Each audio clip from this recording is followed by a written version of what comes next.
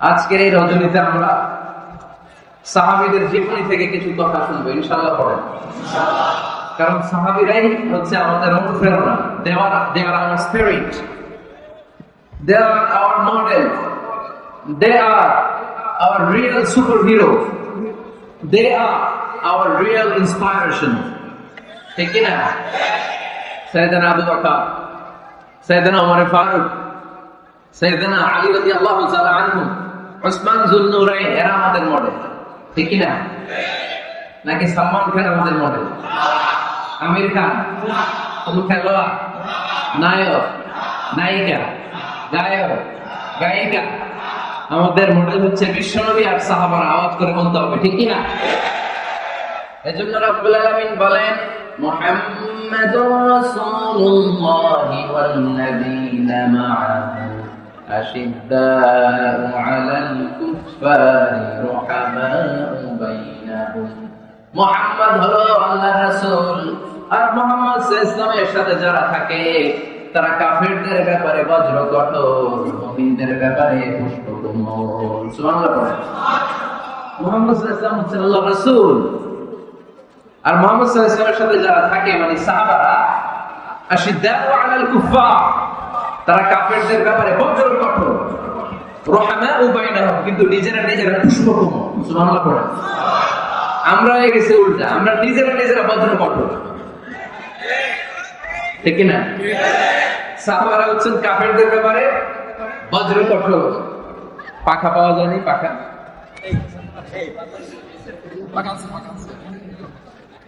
সাহাবারা কাফেরদের ব্যাপারে বজ্র কঠোর। বুঝেছেন? উত্তর দিবেন। কাদের ব্যাপারে? কাফেরদের ব্যাপারে। আর নিজেরা পুষ্পকোমল।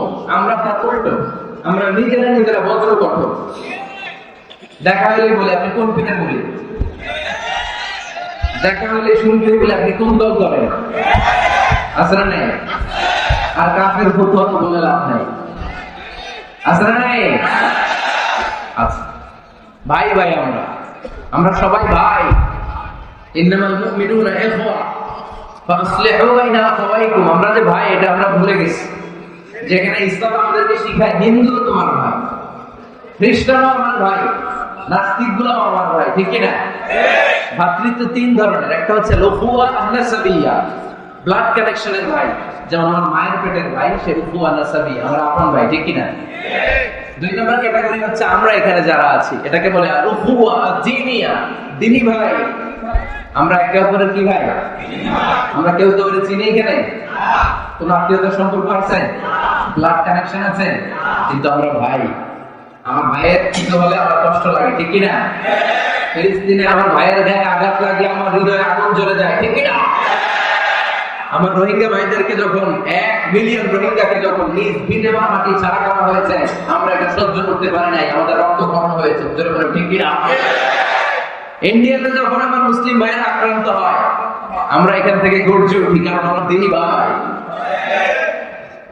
3 নম্বর ভ্রাতৃত্বের ক্যাটাগরি হচ্ছে আল-উখুয়া আল-ইনসানিয়া, হিউম্যানিটেরিয়ান রিলিজিয়ন।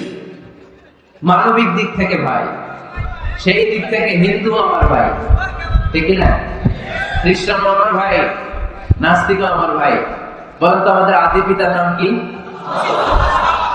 আদি মাতার নাম হাওয়া আলাইহিস সালাম। আদম আলাইহিস সালামের পিতা শুধু আমার পিতা না, হিন্দুর পিতা। তাহলে আমাদের সবার বাপ একজন। গোটা বিশ্বের সবার বাবা কয়জন? সবার মা কয়জন? আমাদের কোরআন কয়টা? আমাদের প্রভু এক নবীর উম্মাহ, জীবন বিধানে ওই শিবানী কোরআন। তবে কেন এক নাও হে মুসলমান, এক হও করিয়া হবা বাইতুল্লাহে, মদিনা শরীফে, উহুদ পাহাড়ে, বদরের মাঠে। ঠিক না?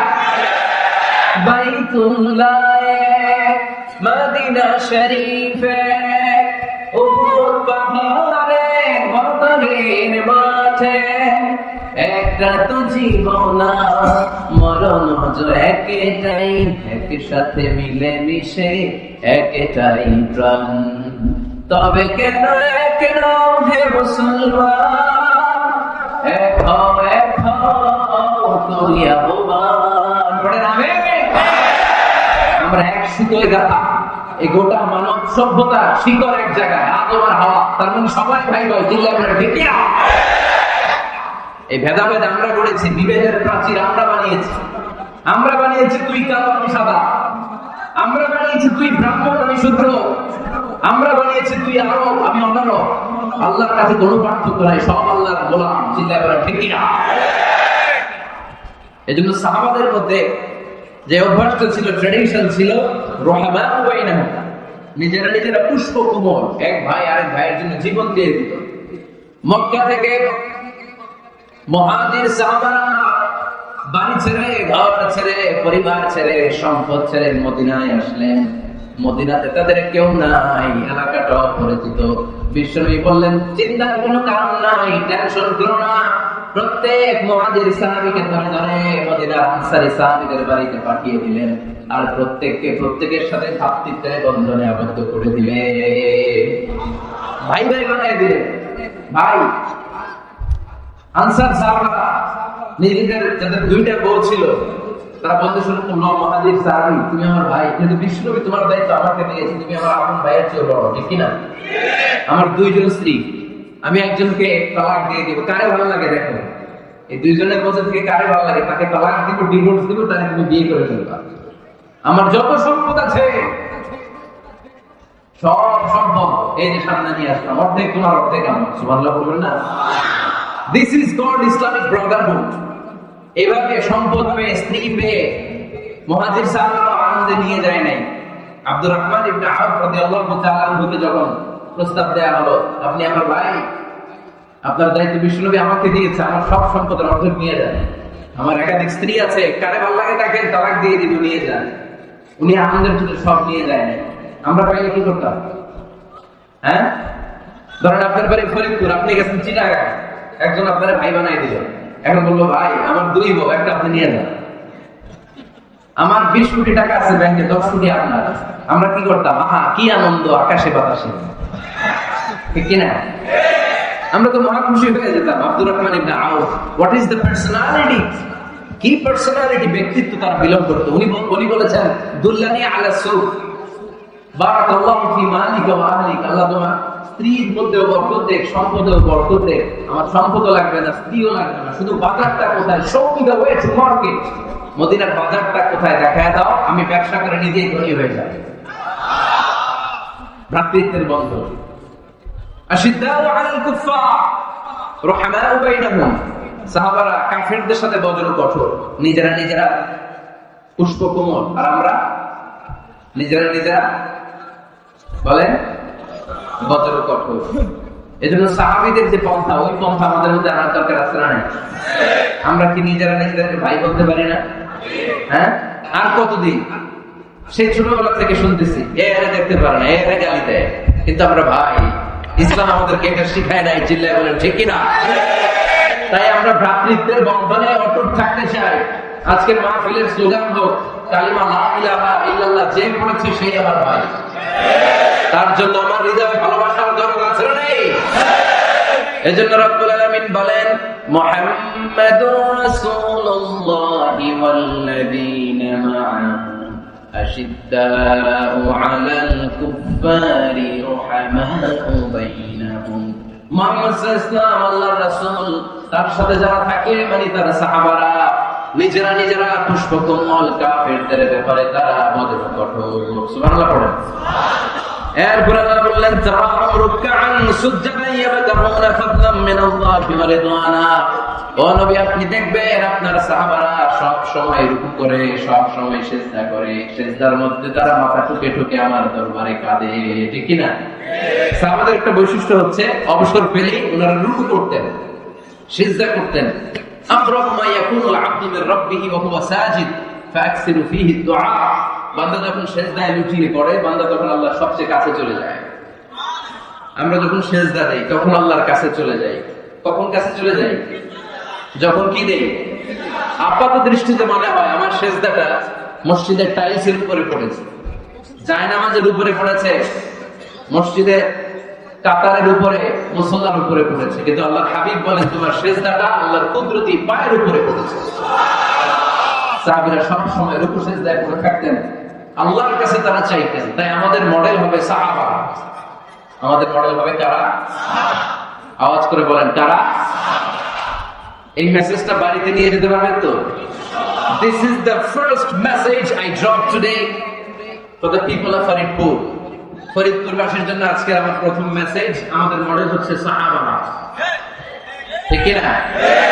সাহাবারা আমাদের মডেল, ওনারা আমাদের ইন্সপায়ারেশন, ওনারা আমাদের অনুপ্রেরণা। এজন্য আল্লাহর হাবিব সাল্লাল্লাহু আলাইহি ওয়াসাল্লাম বলেছেন লা তাসুব্বু আসহাবি, খবরদার আমার সাহাবাদেরকে গালি দিও না। তোমরা যদি উহুদ পাহাড় পরিমাণ স্বর্ণ দান করো, আমার সাহাবারা ওই কঠিন মুহূর্তে যে এক মুঠ চাল দান করেছিল, ওই চালের দানের সমান হবে না। আবার বিশ্বনবী বলতেন খায়রুল কুরুনি কারনি সুম্মা আল্লাযীনা ইয়ালুনহুম সুম্মা আল্লাযীনা ইয়ালুনহুম, সবচেয়ে শ্রেষ্ঠ যুগ আমার যুগ, তারপরে আমার সাহাবাদের যুগ, তারপরে তাবিঈদের যুগ। পড়েন সুবহানাল্লাহ। সবচেয়ে শ্রেষ্ঠ যুগ হচ্ছে সাহাবাদের যুগ। নাকি এখন প্লেন আবিষ্কার হয়েছে, রকেট আবিষ্কার হয়েছে, মডার্ন টেকনোলজি সব আমাদের হাতে, এজন্য এই যুগটা শ্রেষ্ঠ নাকি?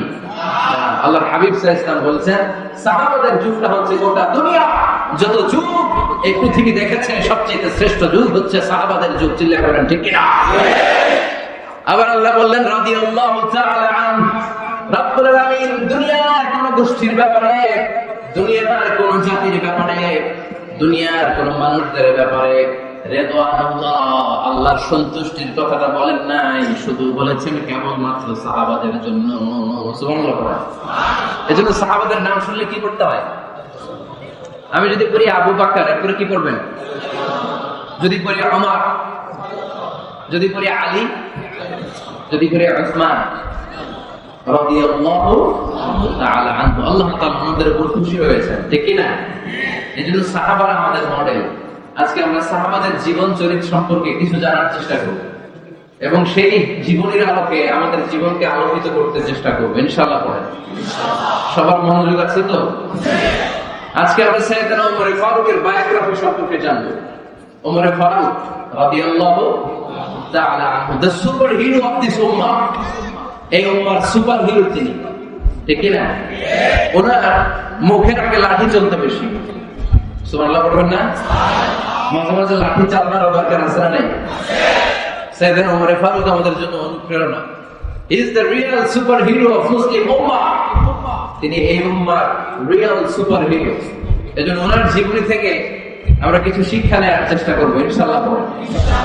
সাইয়েদনা ওমর ফারুক কিভাবে ইসলাম ধর্ম গ্রহণ করলেন, কিভাবে বিশ্বনবীর প্রাণের কলিজার টুকরা হলেন, এটা দিয়ে আমরা শুরু করি।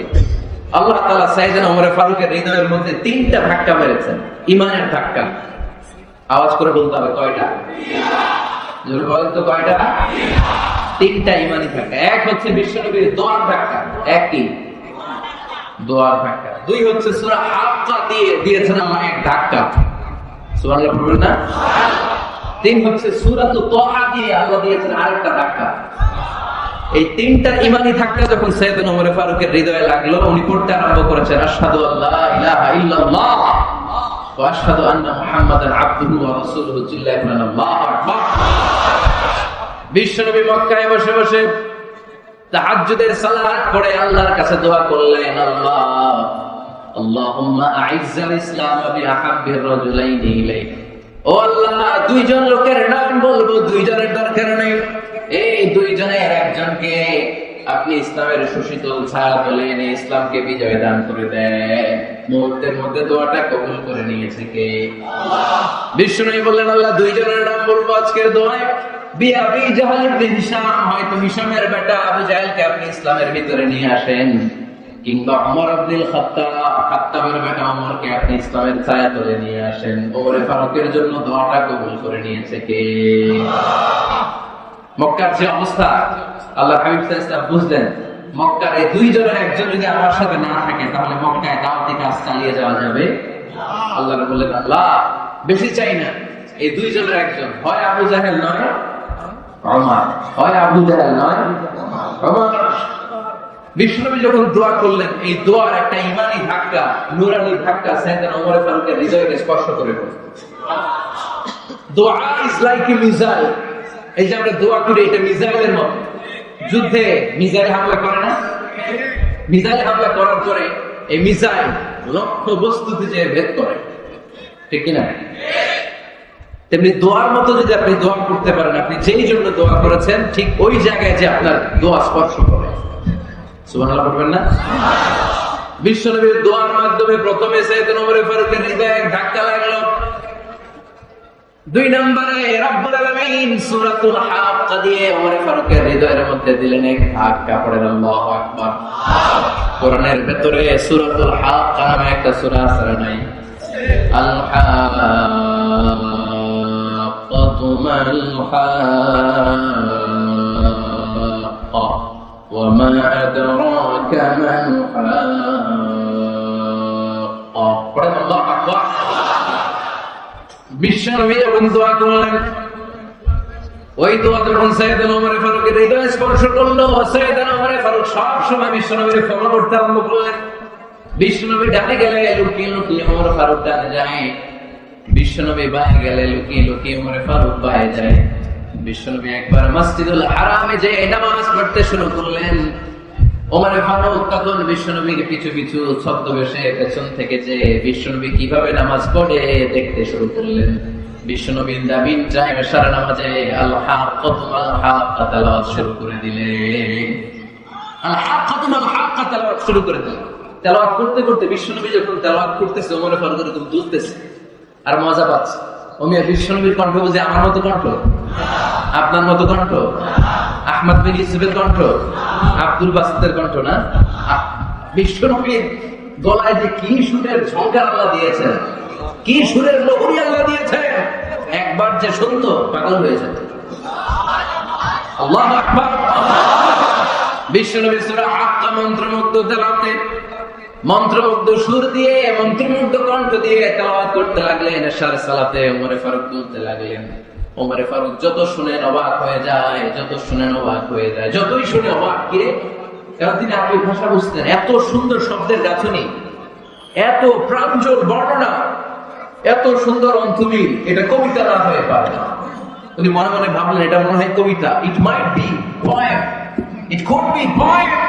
মুহাম্মদ মনে হয় কবি হয়ে গেছে, তার কাব্য প্রতিভা দিয়ে সে এটা বানিয়েছে। তারা বলে এত সুন্দর কথা, এটা কবিতা না হয়ে পারে। ইন দ্য মিন টাইম বিশ্বনবী কিন্তু দেখতেছেন যে পেছনে ওমর, বিশ্বনবী তেলাওয়াত করছিলেন। ইন দ্য মিন টাইম বিশ্বনবী পড়ছিলেন ওমা হুয়া বিকাউলি শাইরিন কলিলাম মা তুমিনুন। এর অর্থ হলো এটা কোনো কবির কথা নয়, খুব অল্প সংখ্যক লোকই তোমরা ঈমান আনো। সুবহানাল্লাহ পড়ো। এটাকে বলে কোইনসিডেন্ট। কোইনসিডেন্ট হুট করে অনেক সময় মিলে যায়, যায় কি যায় না? আপনি একজনের কথা ভাবতেছেন, বাজারে গেলেন, বাজারে যেই দেখেন ওই লোকটা দাঁড়ায় আছে, এরকম হয় কি হয় না? কোইনসিডেন্ট। ওমর ফারুক মনে মনে যেটা ভাবতেছে ওই কথা দিয়ে বিশ্বনবী তেলাওয়াত করতেছে। আল্লাহু আকবার। বিশ্বনবী যে আয়াত তেলাওয়াত করছিলেন, আয়াতের অর্থ হলো এটা কোনো কবির বানানো কবিতা না, খুব অল্প সংখ্যক লোকই তোমরা ঈমান আনো। ওমর ফারুক আটকে উঠলেন, থমকে দাঁড়ালেন। ঘটনা কি? আমি মনে মনে ভাবলাম, কি এত সুন্দর কথা, এটা তো মানুষের কথা হতে পারে না, এটা নিশ্চয়ই কবিতা, কবির কথা। কিন্তু মুহাম্মদ এখন আবার পড়তেছে ওমা হুয়া বিকাউলি শাইর, এটা কোনো শায়েরের কবির কথা নয়। কলিলাম মা তুমিনুন, অল্পই তোমরা ঈমান আনো। তার মানে আমার মনে যা আসলে মুহাম্মদের টের পায়, মুহাম্মদ গণক। নাউজুবিল্লাহ করবেন না? মুহাম্মদ অনেক বড় মাপের একজন গণক। মানুষের হৃদয়ে কি চলে, মনে মনে কি ভাবে, মুহাম্মদ না দেখেও বলে দিতে পারে। এটা বিনতে বিষ্ণু পরের আয়াতে পড়লেন ওয়ালা বিকাউলি কাহিনিন কলিলাম মা তাযাক্কারুন। এর অর্থ হলো এটা কোনো গণকের বানানো গণনা নয়, খুব অল্প সংখ্যক লোকই তোমরা উপদেশ হিসেবে এটাকে মানো। সুবহানাল্লাহ পড়ো। এবার আর ওমর ফারুকের সহ্য হয় না, কি আজীব তামাশা। প্রথমে মনে করলাম কবিতা, মুহাম্মদ কই কবি না, সে কবি না, এটা কবিতা না। তারপর ভাবলাম সে গণক, সে আয়াত পরে পরে বলে দিল এটা গণনা নয়, তাহলে এটা কি? এটা কি কবিতাও না, গণনাও না, তাহলে এটা কি? বিশ্বনবী তখন বললেন তানজিলুম মির রাব্বিল আলামিন। সুবহানাল্লাহ পড়েন। পরের আয়াত ছিল তানজিলুম মির রাব্বিল আলামিন। এটা দুনিয়ার কোন কবির বানানো কবিতা না, এটা কোন গণকের গণনা না, এটা কোন সাহিত্যিকের বানানো সাহিত্য নয়, এটা মহাবিশ্বের পরিচালক রব্বুল আলামিনের কাছ থেকে পাঠানো কিতাব কোরআন। সূরা হাক্কার ধাক্কা ওমর ফারুক কাইট। প্রথমে ধাক্কাটা লাগলো যে দোয়া, বিষ্ণুবী তাহাজ্জুদে কেঁদে দোয়া করলেন, আল্লাহ হয় আবু জাহলের দিবা না ওমরে দিবা। ওই দোয়া ওমর ফারুকের হৃদয়ে ছোঁয়া লেগেছে। এরপর হাক্কা, সূরাতুল হাক্কা দিয়ে দিলে এক ধাক্কা। এই ধাক্কা খেয়ে উথাল পাথাল হৃদয়ের মধ্যে, হায় রে এ কি বাণী, এ কেমন কথা, কে মুহাম্মদ? তারপর শয়তানের ওয়াসওয়াসা আছে না নাই? আল্লাহ বলে যতই ওয়াসওয়াসা ওমরকে দেয়া হোক, আমি ওমর ফারুককে মুসলিম উম্মতের সেনাপতি বানিয়ে ছাড়বো, আমি সেনাপতি বানাবো। এবার 3 নাম্বার ডোজ। ডাক্তারের কাছে গেলে প্রথমে দেখবেন সিম্পল ডোজ দেয়, নরমাল ওষুধ, এটাতে কাজ না হলে ডোজ বাড়ায়, একেবারে কাজ না হলে অ্যান্টিবায়োটিক মারে, আসলে নাই? আল্লাহ প্রথমে দোয়ার ছোঁয়া লাগালেন, তারপর সূরা হাক্কা দিয়ে ধাক্কা মারলেন, এরপরে রব্বুল আলামিন বলেন এবার 3 নাম্বার ডোজ সূরা তাহা দিয়ে আমি তোমার হৃদয়টারে উজালা বানায় দেব রে ওমর। শয়তান দিকে ওয়াসওয়াসা, খেলা দুই দিক থেকে চলতেছে। আল্লাহ তাআলা হেদায়েতের রাস্তায় টানছে, শয়তান জাহান্নামের দিকে টানছে। ঘোষণা দেওয়া হলো মক্কায়, মুহাম্মদের মাথা কেটে এনে দিলে এত স্বর্ণ মুদ্রা দেওয়া হবে। ওমর ফারুক রাজি হয়ে গেলেন, নাঙ্গা তলোয়ার নিয়ে বিশ্বনবীর মাথা কাটার জন্য ছুটলেন। নাউজুবিল্লাহ পড়বেন না? বনু সাহারা গোত্রের এক লোক বলে, আইডা ইয়া ওমর, কই যাও? মুহাম্মদের মাথা কাটতে যাই। আরে মুহাম্মদের মাথা কাটতে যাও? তোমার বোন ফাতিমা বিনতে খাত্তাব আর তোমার বোন জামাই সাঈদ মাতসাবা এরকম ধর্ম ত্যাগ করে ফেলছে। এটা তো আমাদের ধর্ম ত্যাগ করে মুহাম্মদের ফলোয়ার হয়ে গেছে। আগে ওমর ঘর সামলাও, পরে মুহাম্মদের মাথা কাটতেছে। ওমর ফারুক অবাক হয়ে গেলেন, তলোয়ার নিয়ে বিশ্বনবীর দিকে না যে নিজের বাড়ির দিকে চলে গেলেন। বিশ্বনবীর আপন বোন ফাতিমা বিনতে খাত্তাব, বোন জামাই সাঈদ আর খাব্বাব রাদিয়াল্লাহু তাআলা তিনজন মিলে সূরা তাহা তেলাওয়াত করছিলেন। পড়েন সুবহানাল্লাহ। মক্কায় লুকিয়ে লুকিয়ে দাওয়াত হতো। খাব্বাব রাদিয়াল্লাহু তাআলা একটা চামড়ার ফলকের মধ্যে সূরা তাহার কয়েকটা আয়াত এনে ওমর ফারুকের বোন আর বোন জামাইকে শিক্ষা দিচ্ছে, ট্রেনিং দিচ্ছে। সুবহানাল্লাহ পড়েন। লুকিয়ে লুকিয়ে ওমর ফারুক যখন ঘরে চলে আসলেন, এরা তটস্থ হয়ে গেল। সাইয়েদনা খাব্বাব বিছানার তলায় লুকিয়ে গেলেন। ওমর ফারুক বললেন, দরজা খোলো। ফাতিমা বিনতে খাত্তাব দরজা খোলার পরে নির্মম ভাবে সাইয়েদনা ওমর রাদিয়াল্লাহু তাআলা বোনের গায়ে আঘাত শুরু করে দিল। বোন জামাইকে আহত করতে শুরু করলো আর বলতে শুরু করলো, তোরা পাগল হলি কেন? কি আছে ওই মুহাম্মাদের মধ্যে? কি জাদু নিয়ে এসেছে? সে যাই বলে লোকজন পাগল হয়ে যায়, সবাই তার উপর কালিমা পড়ে ঈমান এনে ফেলে। কি এমন জিনিস তোদের কাছে আছে যেটা দেখে মুহাম্মদকে তোরা ভালোবাসলি? কি আছে? কি পড়তেছিলি আমারে দেখা। ফাতিমা বলে, ইন্নাকা রিজসুন লা ইয়ামাসসুহু ইল্লাল মুতাহহারুন। আমার ভাই আমার, তুমি না পাক, তুমি কি? লা ইয়ামাসসুহু ইল্লাল মুতাহহারুন, পবিত্রতা অর্জন না করে কোরআন পড়া যায় না। সুবহানাল্লাহ পড়েন। ওমর ফারুক গোসল করে আসলেন, কারণ ধাক্কা তো আগে কয়েকটা খাইছে। কথা বুঝেন নাই বোধহয়? প্রথমে দোয়ার ধাক্কা, পরে কোন সূরা দিয়ে ধাক্কা? হাক্কা দিয়ে ধাক্কা। 3 নাম্বার এখন আরেকটা ধাক্কা খাবে। গোসল করে আসলেন। ফাতিমা বিনতে খাত্তাব বললেন, গোসল যখন করে এসেছেন, এই নেন। ওমর ফারুক এবার চামড়ার কাপড়ের মধ্যে সূরা তাহার প্রথম আয়াতের দিকে নজর করলেন। নজর করে কোরআনের প্রেমে পড়ে গেলেন। পড়েন সুবহানাল্লাহ। ওমর ফারুক পড়তে আরম্ভ করলেন, তাহা মা আনজালনা আলাইকাল কুরআনা লিতাশকা ইল্লা তাযকিরাতান লিমান ইয়াখশা তানজিলাম মিম্মান খালাকাল আরদা ওয়াস সামাওয়াতিল উলা। সুবহানাল্লাহ পড়েন। ওই পড়তে আরম্ভ করলেন, তাহা মা আনজালনা আলাইকাল কুরআনা লিতাশকা, এই কোরআনকে আমি তোমাদের হতভাগ্য জাতি হিসেবে দুনিয়ায় থাকার জন্য পাঠাই নাই। এটা রব্বুল আলামিনের পক্ষ থেকে এসেছে। যারা রবকে ভয় করে তাদের জন্য আছে উপদেশ।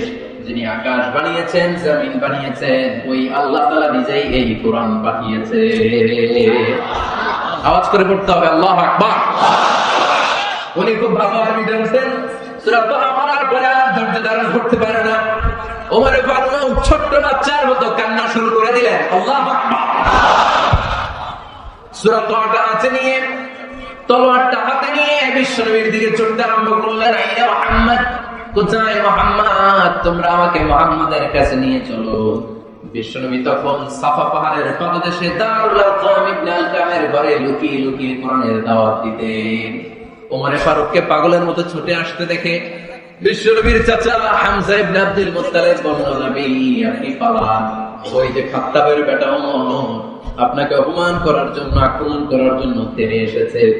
সাহাবীরা বললেন, নবী আপনি পালিয়ে যান, আমরা সামাল দেব। বিশ্বনবী বললেন, না আমি পালাবো না, বরং তোমরা সরে যাও। ওমর ইবনে খাত্তাবকে আমার দরবার পর্যন্ত আসতে দাও। আমার তো মনে হচ্ছে ওই যে তাহাজ্জুদের নামাজ শেষে চোখের পানি ছেড়ে যে আমি আল্লাহর কাছে দোয়া করেছি, আজকে আমার ওই দোয়াটা কবুল হতে শুরু করেছে। আমার তো মনে হচ্ছে আমাদের দোয়া কবুল হবে, আসতে দাও। ওমর ফারুক এসে বললেন, আশহাদু আল্লা ইলাহা ইল্লাল্লাহ ওয়া আশহাদু আন্না মুহাম্মাদান আবদুহু ওয়া রাসূলুহু, আমি সাক্ষ্য দিলাম আল্লাহ ছাড়া কোনো ইলাহ নাই, নিশ্চয়ই আপনি আল্লাহর প্রেরিত বান্দা এবং রাসূল। পড়েন সুবহানাল্লাহ। ওমর ফারুক যখন কালেমা শাহাদাত পড়ে মুসলমান হয়ে বিশ্বনবীর হাতে হাত রাখলেন, নও-মুসলিম সাহাবীদের মধ্যে খুশি আর আনন্দের বন্যা হয়ে গেল। নও-মুসলিম হাতে গোনা সাহাবারা আল্লাহর প্রশংসা করলেন। বিশ্বনবী সাইয়েদনা ওমর ফারুককে জড়িয়ে ধরলেন। ওমর ফারুক আবার বিশ্বনবীরে বললেন, নবী গো, আলাসনা আলাল হক, আমরা কি সত্যের উপরে আছি নাকি আমরা ভুলের উপরে আছি? বিশ্বনবী বললেন, বালা নাহনু আলাল হক, আমরাই সত্যের উপরে আছি। সুবহানাল্লাহ। আলাসনা আলাল হক, নবী আমরা কি সত্যের উপরে নাই? হ্যাঁ অবশ্যই ওমর, তুমি সত্যের উপরে আছো। ওমর ফারুক বললেন, তাহলে ফাফিমাল ইখতিফা, তাহলে লুকায় লুকায় আর দাওয়াত দেব কেন? আমি তো কালিমা পড়ে ফেলছি, আসুন আমার সাথে বের হই। ফাফিমাল ইখতিফা, আর লুকায় লুকায় কেন? আসুন আমরা বাইরে বের হই। বিশ্বনবী বললেন, ওমর এটা মাক্কি জীবন, এখানে আমরা একটু গোপনে গোপনে দাওয়াত দিতে চাই। ওমর ফারুক বলে, না আমার দায়িত্ব, আমি একটা মিছিল দিতে চাই। নবী আল্লাহর নামের তাকবীর দিতে দিতে দারুল আরকাম থেকে শুরু করে মসজিদুল হারাম পর্যন্ত একটা মিছিল দিয়ে আমি মক্কা কাবায় দেব। অনুমতি দেন। বিশ্বনবী দিতে চান। ওমর ফারুক অনেক বোঝানোর পরে স্বল্প পরিসরের একটা অনুমোদন পাওয়া গেল বিশ্বনবী সাল্লাল্লাহু আলাইহি ওয়াসাল্লামের কাছ থেকে। কিন্তু মিছিল যে দেবে, মিছিলের জন্য লোকের দরকার আছে না? এখানে লোক নেই, আমি একাই মিছিল দিতেছি, এটা জমবে? মিছিল জমবে? খুদে মানে 11 জন মুসলিম সাহাবা পেলেন। কয়জন? ওমর ফারুক বললেন 11 জনই শহীদ। এই 11 জন নিয়ে আমি আল্লাহর নামে তাকবীর দিব। 2 লাইন করলেন। কয় লাইন? 2 লাইন। পেছনে 6 জন, আর এই লাইনের নেতা বানালেন বিষ্ণুবীর চাচা হামজাকে রাদিয়াল্লাহু তাআলা আনহু, আর সামনে 5 জন, তার আগে ধরলেন উনি নিজেই। তাহলে 6 6 12। বললেন এই 2 লাইনই আমরা তাকবীর দিতে দিতে, বেশি না, এই দারুল আরকামের ঘর থেকে, আপনারা জানেন যে সাফা মারওয়া এখন যে সাই হয়, এই সাফার পাদদেশে ছিল দারুল আরকামের ঘর। উনি বললেন এখান থেকে ওই যে কাবার গিলাফ দেখা যায়, কাবার গিলাফ পর্যন্ত আমরা এই তাকবীর নিয়ে ওখানে যাব। সুবহানাল্লাহ বলবেন না? ওখানে উনি দাঁড়িয়ে ছোট্ট একটা ভাষণ দিয়েছিলেন। উনি বলেছিলেন, মান আরাদা আন তাসকুলা উম্মু ওয়া ইয়াতামা ওয়ালাদু ওয়া তারমিলা যাওজাতুহু ফালিয়াসুদ্দানি। খেয়াল করে শুনেন, কান দুটো খরগোশের কানের মতো খাড়া করেন। উনি এক বাক্যের একটা ভাষণ দিলেন। ভাষণ দিতে জানলে বড় ভাষণ দেওয়া লাগে না। এক বাক্যের ভাষণ দিয়ে গোটা বিশ্বকে ঝাঁকুনি মারা যায়। চিল্লায় বড় ঠিক না? ওমর ফারুক এক বাক্যের একটা ছোট্ট ভাষণ দিলেন। মান আরাদা আন তাসকুলা উম্মু, কে আছো মায়ের এই মক্কায়, কে আছো মায়ের বুক খালি করতে চাও? ইয়াতামা ওয়ালাদু, কে আছো বাচ্চাগুলোরে, নিজের সন্তানগুলোরে এতিম বানাতে চাও? কে আছো তারমিলা যাওজাতুহু, নিজের স্ত্রীকে বিধবা বানাতে চাও? ফালিয়া সুলতানি, বুকের পাটা থাকলে আমি ওমর রে থামাও। ফালিয়া সুলতানি, দেখি মক্কায় কার দেবর বুকের পাটা, কে আছো মায়ের বুক খালি করতে চাও, সন্তান এতিম বানাতে চাও, স্ত্রীকে বিধবা বানাতে চাও, ফালিয়া সুলতানি, পারলে আমারে ঠেকাও। এই বলে উনি আল্লাহু আকবার, আল্লাহু আকবার, আল্লাহু আকবার বলে স্লোগান শুরু করে দিলেন। এক এক স্লোগানে মক্কার মরুর জমিন থারথার করে কাঁপতে আরম্ভ করল।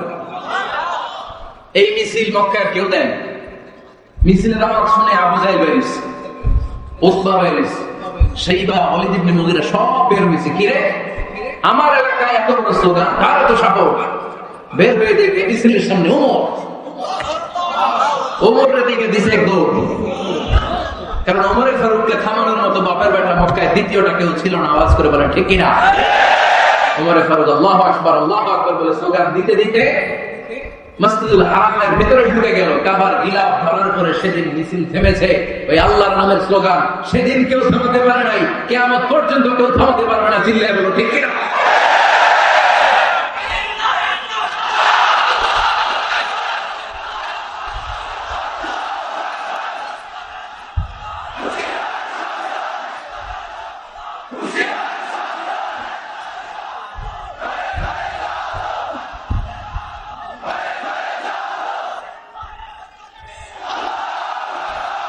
ওইরকম একটা ওমরের দরকার, আমাদের বেশি চাই না। জোরে বলেন ঠিক কিনা? খোদা আমায় আবার ওমর দারাজ দিল, দাও খোদা আমায় আবার ওমর দারাজ দিল, দাও আলীর মতো বীর সেনানী, আলীর মতো বীর সেনানী জাগাতে নিখিল, দাও খোদা দাও আমায় আবার উমর দারাজ দিল। সুবহানাল্লাহ। একটা মনে লাগবে, চিল্লায় বলেন কয়টা? ওই উমরের অপেক্ষায় বাংলাদেশ সহ গোটা মুসলিম উম্মাহ, ঠিক কিনা? একটা ওমরই যথেষ্ট। আমাদের সেন্ট্রাল লিডারশিপ নাই তো, আমাদের এদিকে লাথি মারলে আমরা ওদিকে যাই, ওদিক থেকে গুটা মারলে আমরা এদিকে যাই। আমাদের রিপ্রেজেন্টেটিভ, আমাদের প্রতিনিধিত্ব করার মতো কোন কেন্দ্রীয় লিডারশিপ নেতৃবৃন্দ গোটা বিশ্বে নাই, ঠিক কিনা? আমরা সেই ওমরে ফারুকের অপেক্ষায়, আমরা সেই ইমাম আল মাহদির অপেক্ষায়। এই ওমরে ফারুক আমাদের মডেল, ঠিক কিনা? থার্ড ইন পজিশন এই পুরো উম্মতের মধ্যে ওনার পজিশন নাম্বার 3। 1 নাম্বার পজিশন বিশ্বনবী, কার? 2 নাম্বার পজিশন কার? আবু বকর। 3 নাম্বার পজিশন কার? ওমরে ফারুক। বিশ্বনবী বলতেন লা নবিয়্যা বা'দি, লা নবিয়্যা বা'দি, আমার পরে কোনো নবী নাই, ওয়ালা রাসূলা, আমার পরে কোনো রাসূল নাই। আমার নবীর পরে আর কোনো নবী আছে? আমার নবীর পরে আর কোনো রাসূল আছে? এই যে কাদিয়ানী একটা সম্প্রদায় আছে, এরা কি মুসলিম নাকি অমুসলিম? মুসলিম সম্প্রদায়ের সাথে কোন সম্পর্ক নাই, চিল্লাবেন ঠিক কিনা? এরা যদি মুসলমান হতে চায়, আমার নবী দ্য লাস্ট মেসেঞ্জার বিশ্ব নবীকে খাতামুন নবী হিসেবে সংবাদ সম্মেলন করে গোটা বিশ্বকে জানাই দিতে হবে, তারপরে তাদেরকে আমরা মুসলিম হিসেবে স্বীকৃতি দিব, চিল্লাবেন ঠিক কিনা? তা না হলে তারা কোন ধর্মের এটাকে জানাই দিতে হবে। No inferiority complex, no identity crisis. Identity crisis থাকা যাবে না, আপনারা কোন ধর্মের এটা জানাই দেন। আপনারা বিশ্ব নবীর আর শেষ নবী মানবেন না, আবার মুসলিম বলে নিজেদেরকে ট্যাগ লাগাতে চাইবেন। সাধারণ মুসলমানরা এটা এই ধোঁকাবাজি মানে না, চিল্লাবেন ঠিক কিনা? আমার নবীর পরে কোনো নবী নাই, আমার রাসূলের পরে কোনো রাসূল নাই, ঠিক কিনা? আল্লাহ হাবিব বলতেন লাউ কানা বা'দি নাবিয়্যুন লাকানা উমর, তবে আমার পরে যদি নবী হওয়ার যোগ্যতা কারো থাকে, আমার উমরের ওই যোগ্যতা আছে। সুবহানাল্লাহ পড়েন।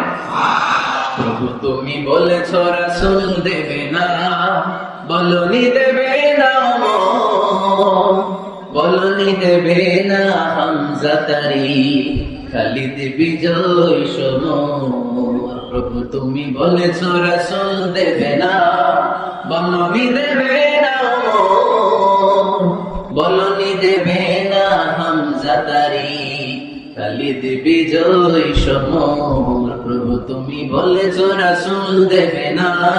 সুবহানাল্লাহ পড়ে। এজন্য আমরা একটা ওমর চাই। কয়টা? বেশি লাগে না? নেতার মতো নেতা কয়টা লাগে? জোরে বলেন কয়টা? Enough. That's enough. Umar Faruq, our superhero. ওনার সাথে বিশ্বনবী সাল্লাল্লাহু আলাইহি ওয়াসাল্লামের মুসাহারার সম্পর্ক ছিল। ওমর ফারুক যে বিশ্বনবীর শ্বশুর এটা অনেকে জানি না। ওমর ফারুক রাদিয়াল্লাহু তাআলা আনহু বিশ্বনবীর শ্বশুর ছিলেন। এটা আজকে নতুন শুনছেন কে কে আসলে। দেখছেন হুজুর? সঠিক বলছেন আমি? অনেকে আমরা জানি না। মাশাআল্লাহ। জানতে লজ্জা নাই, শিখতে লজ্জা নাই। লজ্জা হচ্ছে অজ্ঞতায় আর মূর্খতায়, ঠিক কি না? আমরা শিখতে রাজি আছি। যে কথা বলে আমরা তার ছাত্র। আমার আগে হুজুর কথা বলতেছিলেন, আমরা ছিলাম ছাত্র। এখন আমি কথা বলতেছি, এখন আমরা সবাই হয়ে গেছি ছাত্র, ঠিক কি না? যিনি বলেন তিনি শিক্ষক, বাকিরা আমরা ছাত্র, ঠিক কি না? 4 খলিফা, 2 খলিফা, ইসলামের 4 খলিফার 2 খলিফা বিশ্বনবী মেয়ের জামাই, আর বাকি 2 খলিফা বিশ্বনবীর শ্বশুর। সুবহানাল্লাহ পড়েন।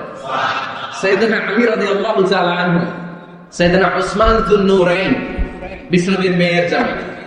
উসমান রাদিয়াল্লাহু তাআলা আনহুর কাছে বিশ্বনবী 2 মেয়েকে বিয়ে দিয়েছিলেন। একজন মারা যাওয়ার পরে আরেকজন। বিশ্বনবী বলেছেন এরপরে আরেকটা থাকলে ওইটারও বিয়ে দিতাম। সুবহানাল্লাহ পড়বেন না? 2 জন ছিল মেয়ের জামাই আর 2 জন ছিল শ্বশুর। সাইয়েদনা আবু বকর শ্বশুর, বিশ্বনবীর স্ত্রী আম্মা জান হাফসা রাদিয়াল্লাহু তাআলা আনহার বাবা ছিল সাইয়েদনা ওমর ফারুক। চিল্লায়ে পড়া আল্লাহু আকবার। জান্নাতুল পজিশন না, সাইয়্যিদু কুহুলিল জান্নাত। জান্নাতে যত নারীরা যাবে, নারীদের সর্দারিনী হবে সাইয়্যিদাতুনা ফাতেমা রাদিয়াল্লাহু তাআলা আনহা। এই ফরিদপুরের যত ইয়াংস্টাররা তোমরা যারা জান্নাতে যাবে, তোমাদের লিডার হবে সাইয়েদনা হাসান আর হুসাইন রাদিয়াল্লাহু তাআলা আনহু। আর বয়স্ক মুরব্বিরা যারা জান্নাতে ঢুকবেন, আপনাদের লিডার হবে সাইয়েদনা আবু বকর আর সাইয়েদনা ওমর ফারুক রাদিয়াল্লাহু তাআলা। সুবহানাল্লাহ পড়তে পারলেন না?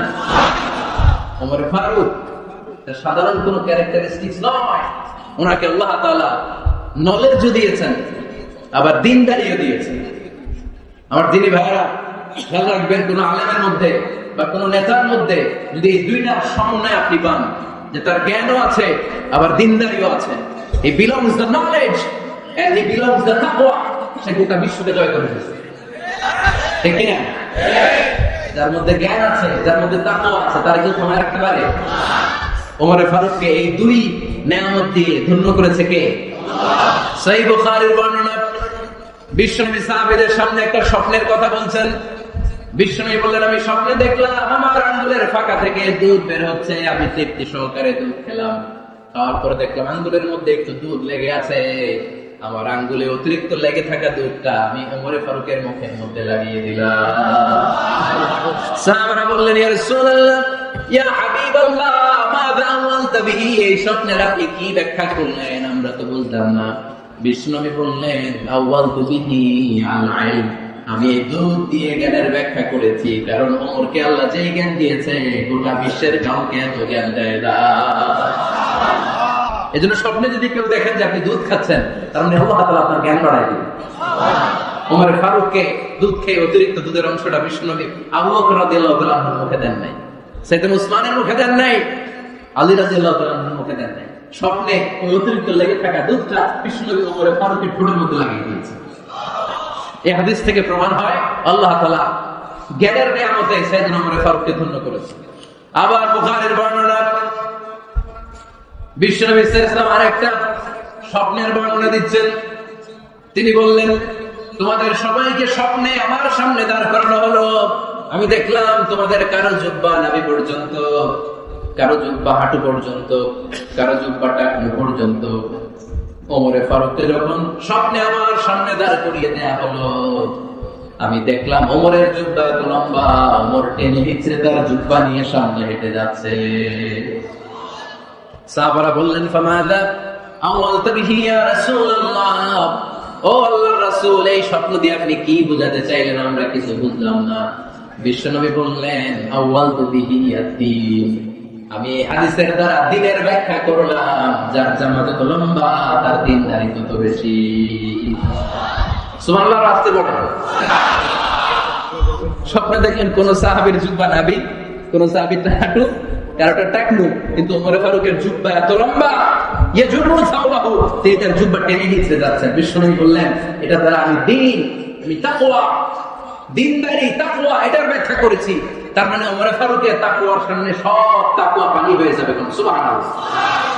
আল্লাহ তাআলা সাইয়েদনা ওমর ফারুককে দ্বীনের জ্ঞান দিয়েছেন, তাকওয়া দিয়েছেন। যুবক ভাইরা, যাকে আল্লাহ তাআলা দ্বীনের জ্ঞান দেয়, যাকে আল্লাহ তাআলা তাকওয়ার এই গুণ দিয়ে সমৃদ্ধ করে, তার জন্য গোটা বিশ্বের সব দরজাগুলোকে ওপেন করে দেয় কে? কত বড় মুত্তাকি ছিলেন সাইয়েদনা ওমর ফারুক। মদিনার সমাজে কয়জন মুনাফিক ছিল বিশ্বনবী ছাড়া কেউ বলতে পারতেন না। বিশ্বনবী কোন সাহাবীকে মুনাফিকদের লিস্ট দিয়ে যান নাই, একজন সাহাবী ছাড়া। দেখি কেউ বলতে পারেন কি ওই সাহাবীর নাম? কি নাম? হুযায়ফা ইবনুল ইয়ামান রাদিয়াল্লাহু তাআলা আনহু। উনাকে বলা হতো সাহিবু সিররি রাসূলিল্লাহ, আল্লাহ রাসূল সাল্লাল্লাহু আলাইহি ওয়াসাল্লামের গোপন তথ্যের ধারক বাহক। সুবহানাল্লাহ। বিশ্বনবী ইন্তেকালের আগে মদিনার সমাজে মোট কয়জন মুনাফিক আছে এই তথ্য আবু বকরকে বলেন নাই, ওমর রাদিয়াল্লাহু তাআলা আনহুকে বলেন নাই, উসমান রাদিয়াল্লাহু তাআলা আনহু, আলী রাদিয়াল্লাহু তাআলা আনহু, আশরাতুল মুবাশশিরিন বিল জান্নাহ কোন সাহাবীকে বলেন নাই। শুধুমাত্র কেবলমাত্র একমাত্র হুযায়ফা ইবনুল ইয়ামান রাদিয়াল্লাহু তাআলা আনহুর কাছে মুনাফিকদের লিস্টে বিশ্বনবী দিয়ে দিয়েছে। সুবহানাল্লাহ। মদিনায় কারা কারা মুনাফিক কেউ জানতো না, হুযায়ফা ছাড়া। কে ছাড়া? নামটা আজকে মুখস্থ করেন, যাতে অন্য কোনো ওয়াজে কেউ জিজ্ঞেস করলে বলতে পারেন। মুনাফিকদের লিস্ট যে সাহাবীর কাছে বিশ্বনবী দিয়ে গিয়েছিলেন, সাহাবীর নাম কি নাম? নামটা কেমন লাগে? ভালো লাগে? অনেকে আমরা জিজ্ঞেস করি, হুজুর আমার ছেলে হবে আগামী মাসে, একটা নাম দেন। নাম দিয়ে দিলাম হুযায়ফা। যাদের হবে ছেলে, এলাকায় যাদের নেক্সট কয়েক মাসে ছেলে হবে, খালি হুযায়ফা চলবে। কি চলবে? ভালো লাগে? নামটা ভালো লাগে? রাইখেন, অনেক সুন্দর নাম। উনি জানতেন মুনাফিক কারা। দেখেন ওমর ফারুকের তাকওয়ার লেভেলটা কত হাই।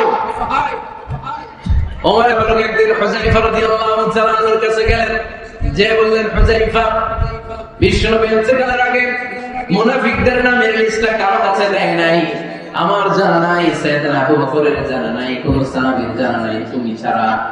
আমি তোমার কাছে জানতে চাই, আমি ওমরের নামটা ওই মুনাফিকদের খাতায় আছে কিনা আমার একটু বলো। আমার ওমরের নামটা ওই মুনাফিকদের লিস্টিতে একটু আছে কিনা, নামটা একটু বলো। যদি থাকে আমি ভালো হয়ে যাব। আমি নেফাকি দূর করে পাক্কা মুমিন হতে চাই। আমার নাম যদি মুনাফিকের লিস্টে থাকে আমি তো শেষ। হুযায়ফা চোখের পানি ছেড়ে দিয়ে বলে, আমিরুল মুমিনিন, কেমন প্রশ্ন করলেন আপনি? আপনি বিশ্বনবীর শ্বশুর, এই উম্মতে আপনার পজিশন 3 নাম্বার। আপনারে মুনাফিকরা ভয় পায়, শয়তান আপনারে ভয় পায়।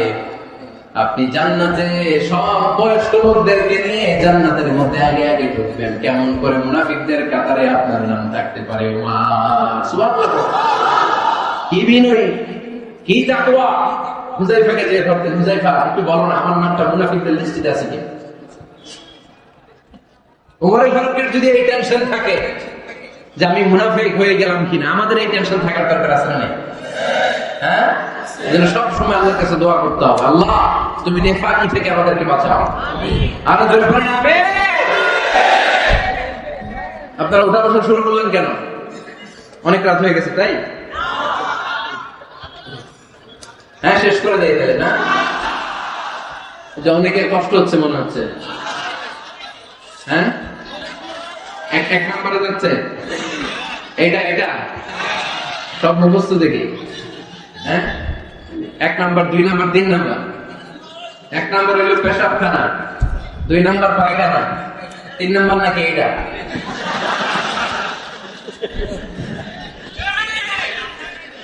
আসরা নাই না? সিগারেট কোন মুসলমান খেতে পারে? সিগারেট হয় টোবাকো প্ল্যান্টস থেকে, তামাক পাতা। ফরিদপুরে চাষ হয় নাকি? হয়। কোন থানায় হয় বেশি? হ্যাঁ, তামাক ক্ষেত যারা দেখছেন, কোন বেড়া লাগানো লাগে? কারণ ছাগলের মধ্যে, যেটা ছাগলে খায় না এটা কোন মুমিন বান্দা খেতে পারে? খায় কেন এগুলো? পচা জিনিস। হ্যাঁ, এই পৃথিবীতে বিড়ি আর সিগারেটই একমাত্র খানা যেটা টয়লেটে ঢুকে খাওয়া যায়, তাই না? পৃথিবীতে সিগারেট আর বিড়ি একমাত্র খাবার। রাগ করবেন না যারা খান, রাগ করেন না। একটু কমন সেন্সটা কাজে লাগানোর জন্য, চিন্তার জন্য বলতেছি। এটাই পৃথিবীর একমাত্র খাবার যেই খাবারের গায়ে এই খাবারের বদনাম লেখা থাকে। স্মোকিং কজেস ক্যান্সার, ধূমপান কর্কট রোগের কারণ, ধূমপান স্বাস্থ্যের পক্ষে ক্ষতিকারক লেখা থাকে না? আচ্ছা, তবে ফরিদপুরে একটা কোম্পানি নতুন চানাচুর বের করছে, ওই চানাচুরের গায়ে লেখা এই চানাচুর খাওয়ার 1 ঘন্টার মধ্যে বমি শুরু হবে আর ডায়রিয়া হবে। খাবে? কি করবে? তুই খা। দোকানদারে কি করবে? তুই খা, তোর বমি হবে, তোর 14 গোষ্ঠীর ডায়রিয়া হবে। আমি টাকা দিয়ে এগুলো কিনবো না, ঠিক কিনা? কারণ এই প্রোডাক্টের গায়ে এই প্রোডাক্টের বদনাম লেখা, এটা আমরা কিনবো কেন? কিন্তু সিগারেটের উপরে সিগারেটের বদনাম লেখা থাকার পর আমরা খাই, টয়লেটে বসে খাই। এটার মধ্যে একটা পয়জন আছে, এটাকে বলে স্লো পয়জন, নিকোটিন। এটা আপনার লাং ফুসফুসকে শেষ করে দিবে। Slow poison. সিগারেট খাওয়া অনেকটা আত্মহত্যার শামিল। বিষ খেলে সাথে সাথে মরে, সিগারেট খেলে ধুকে ধুকে মরে। আর সিগারেট থেকে হিরোইন, গাঁজা, ফেন্সিডিল, ইয়াবা, মেরিজুয়ানার পথে মানুষ পথ বাড়ায়, পা বাড়ায়, তাই না? এগুলো খাবেন না। ওয়ালা তুলকু আইদিকুম ইলা তাহলুকা, নিজে নিজেকে স্বেচ্ছায় ধ্বংসের দিকে ঠেলে দিও না। জীবনটা অনেক সুন্দর, জীবনটা অনেক রঙিন। আল্লাহ দেয় জীবনটাকে উপভোগ করার দরকার আছে না নাই? এই জন্য সিগারেটকে এই ফরিদপুরের প্রোগ্রাম থেকে আমরা আজকে নো বলে দিলাম। কি বলে দিব? আওয়াজ করে সবাইকে আমরা সবাই একসাথে বলবো, সিগারেটকে কি বললাম? মনে থাকবে? মাহফিলের প্যান্ডেল থেকে বাইরে হয়ে আবার ইয়েস, হ্যাঁ না ইয়েস করা যাবে না। সিগারেটকে কি বললাম? নো। ওমর ফারুক রাদিয়াল্লাহু তাআলা আমাদের সুপার হিরো, আমাদের সবাই বলেন আমাদের। উনি কত বড় সুপার হিরো শুনুন। উনি জুমার খুতবা দিচ্ছেন। কি দিচ্ছেন? মসজিদে নববীতে। খুতবার মাঝখানে হঠাৎ বললেন, ইয়া সারিয়াতুল জাবাল, ইয়া সারিয়াত ইবনে জানিমিল জাবাল। এই কথা বলেই আবার খুতবা দিতে শুরু করলেন। ওনার এই ইয়া সারিয়াত ইবনে জানিমিল জাবালের সাথে আগের কথার কোনো মিল নাই, পরের কথার কোনো মিল নাই।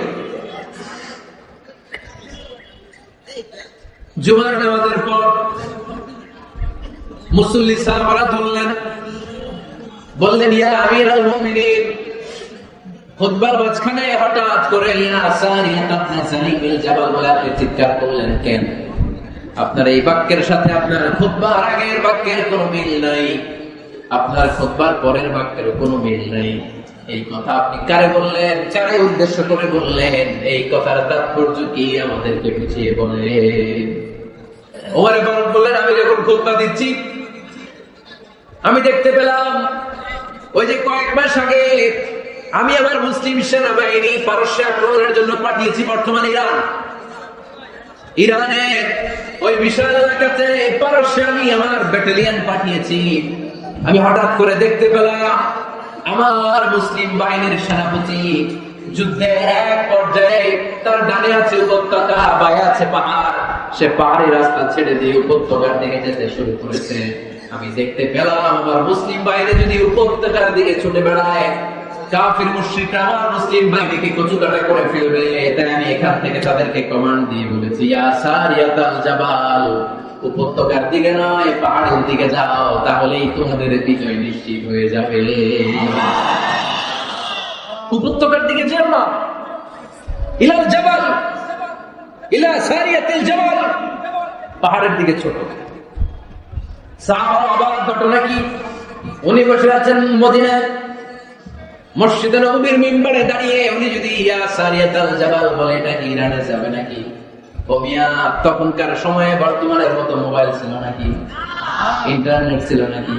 কিছু ছিল? খালি মুখে আমি যদি বলি ইয়া সারিয়াতুল জাবাল, এটা ইরানে যাবে, ইন্ডিয়ায় যাবে, ঢাকাইতে যাবে, ফরিদপুর শহরে তো বসবে না, ঠিক কিনা? কিন্তু এটা আমিরুল মুমিনিন বিশ্বাসী সাহাবারা বিশ্বাস করে নিল। কিছু মুনাফিক ছিল, আর এক মেয়েটা ঝামেলাস, এটা তো সম্ভব না। এক কাজ করি, এই সেনাপতি যখন বিজয়ী দেশে মদিনায় ফিরে আসবে আমরা ধরব। এরা দিন দমতে লাগলো। এই সেনাপতি মুসলিম বাহিনী নিয়ে পারস্য জয় করে কবে ফিরে আসবে? এই মুনাফিকের দলগুলো কখনো সেনাবাহিনীকে অভ্যর্থনা জানাতে যেত না, কিন্তু এইবার সবার আগে মদিনার উপকণ্ঠে যে সেনাপতিদেরকে অভ্যর্থনা জানানোর জন্য ফুল নিয়ে রেডি, ফুল নিয়ে দাঁড়ায়। সেনাপতি ঢুকার সাথে সাথে ধরছে, সেনাপতি কোথেকে আসছে? পারস্য জয় করে আসছে। এমন এমন দিন, জুমার দিন, দুপুর বেলা, যুদ্ধের মাঝখানে আমিরুল মুমিনিনের কণ্ঠে কোন কথাবার্তা শুনছো নাকি? সেনাপতি তোমরা জানো কেমনে শুনছি তো? আমরা যুদ্ধে একটা ভয়ঙ্কর অবস্থার মধ্যে ছিলাম। পেছন থেকে শত্রুরা আমাদেরকে আক্রমণ করতে শুরু করে দিল। ডানে যাবো না বায়ে যাবো, সামনে যাবো নাকি পেছনে যাবো, রাস্তা খুঁজে পাচ্ছি না। ডান দিকে ছিল আমাদের উপত্যকার রাস্তা, বাম দিকে ছিল পাহাড়ি পথ। আমরা সোজা পথ হবে মনে করে উপত্যকার দিকে ছুটতে আরম্ভ করলাম। হঠাৎ করে আমিরুল মুমিনিনের কণ্ঠ বজ্র কণ্ঠে আমার কানের মধ্যে ভেসে আসলো। আমার মনে হলো আমিরুল মুমিনিন কেমন যেন আমাকে কমান্ড দিচ্ছেন, বলছেন ইয়া সানিয়াতাল জাবাল, ডান দিকে উপত্যকার পথে নয়, তাড়াতাড়ি পাহাড়ের দিকে সৈন্যবাহিনী নিয়ে উঠে যা। পাহাড়ের দিকে, ডানে না, this is wrong track and this is the right track. ওই দিন যদি ওমর ফারুকের ওই গাইডলাইন, আমিরুল মুমিনিনের কমান্ড যদি আমি না শুনতাম, আজকে বিজয়ের বেশে ফিরতেও পারতাম না, আমাদের চেহারাও তোমরা দেখতে পেত না। ওমর ফারুকের ওই কমান্ড, ওই গাইডলাইন অদৃশ্য থেকে শোনার কারণে এই পারস্যের মধ্যে আমাদেরকে সেই যুদ্ধে বিজয় দান করেছে কে? This is Omar Farooq, this is Omar Farooq. বিশ্বনবী বলতেন, আমার মা লাকিয়াকা শাইতানু সালিকাল ফাজ্জান ইল্লা সালাকা ফাজ্জান গায়রা ফাজ্জিক। ওমর, শয়তান ইবলিস যদি তোমার কোন রাস্তা দিয়ে হাঁটতে দেখে, শয়তান ওই রাস্তা রেখে দিয়ে অন্য রাস্তা দিয়ে হাঁটে। সুবহানাল্লাহ বলে বলেন। কে বলতেছে? বিশ্বনবী। কার ব্যাপারে? ওমর ফারুকের ব্যাপারে। শয়তান যদি দেখে যে ওমর ফারুক এই রাস্তা দিয়ে হাঁটছে, শয়তান ওই রাস্তা রেখে দিয়ে অন্য রাস্তা দিয়ে হাঁটে। সুবহানাল্লাহ বলেন।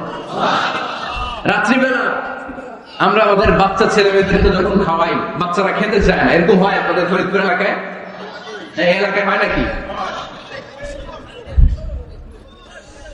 খেতে চায় না বাচ্চা, এই চকলেট দেখায়া, এই মিনা কার্টুন দেখায়া, এইটা সেটা, এগুলো সেগুলো বলে, গল্প টল্প বলে ভুলাই খাওয়ানো লাগে, তাই না?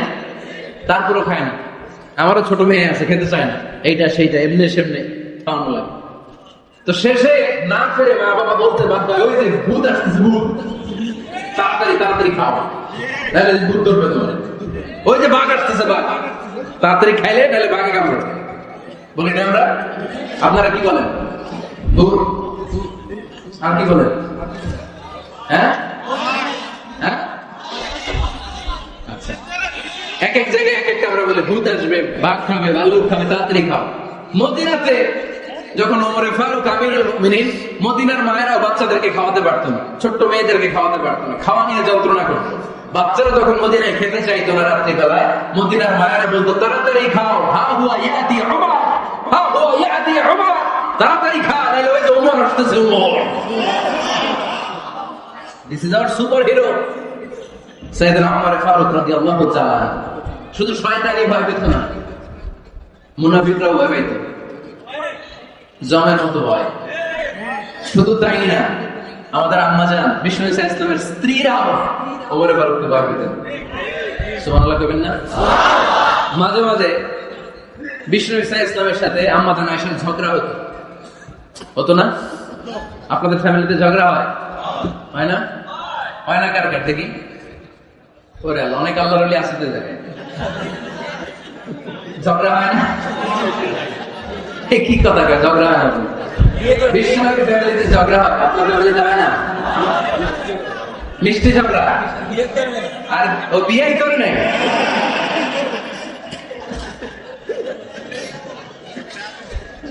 ঝগড়া তো হবেই, দাম্পত্য জীবনের মজা বাড়িতে এখানে।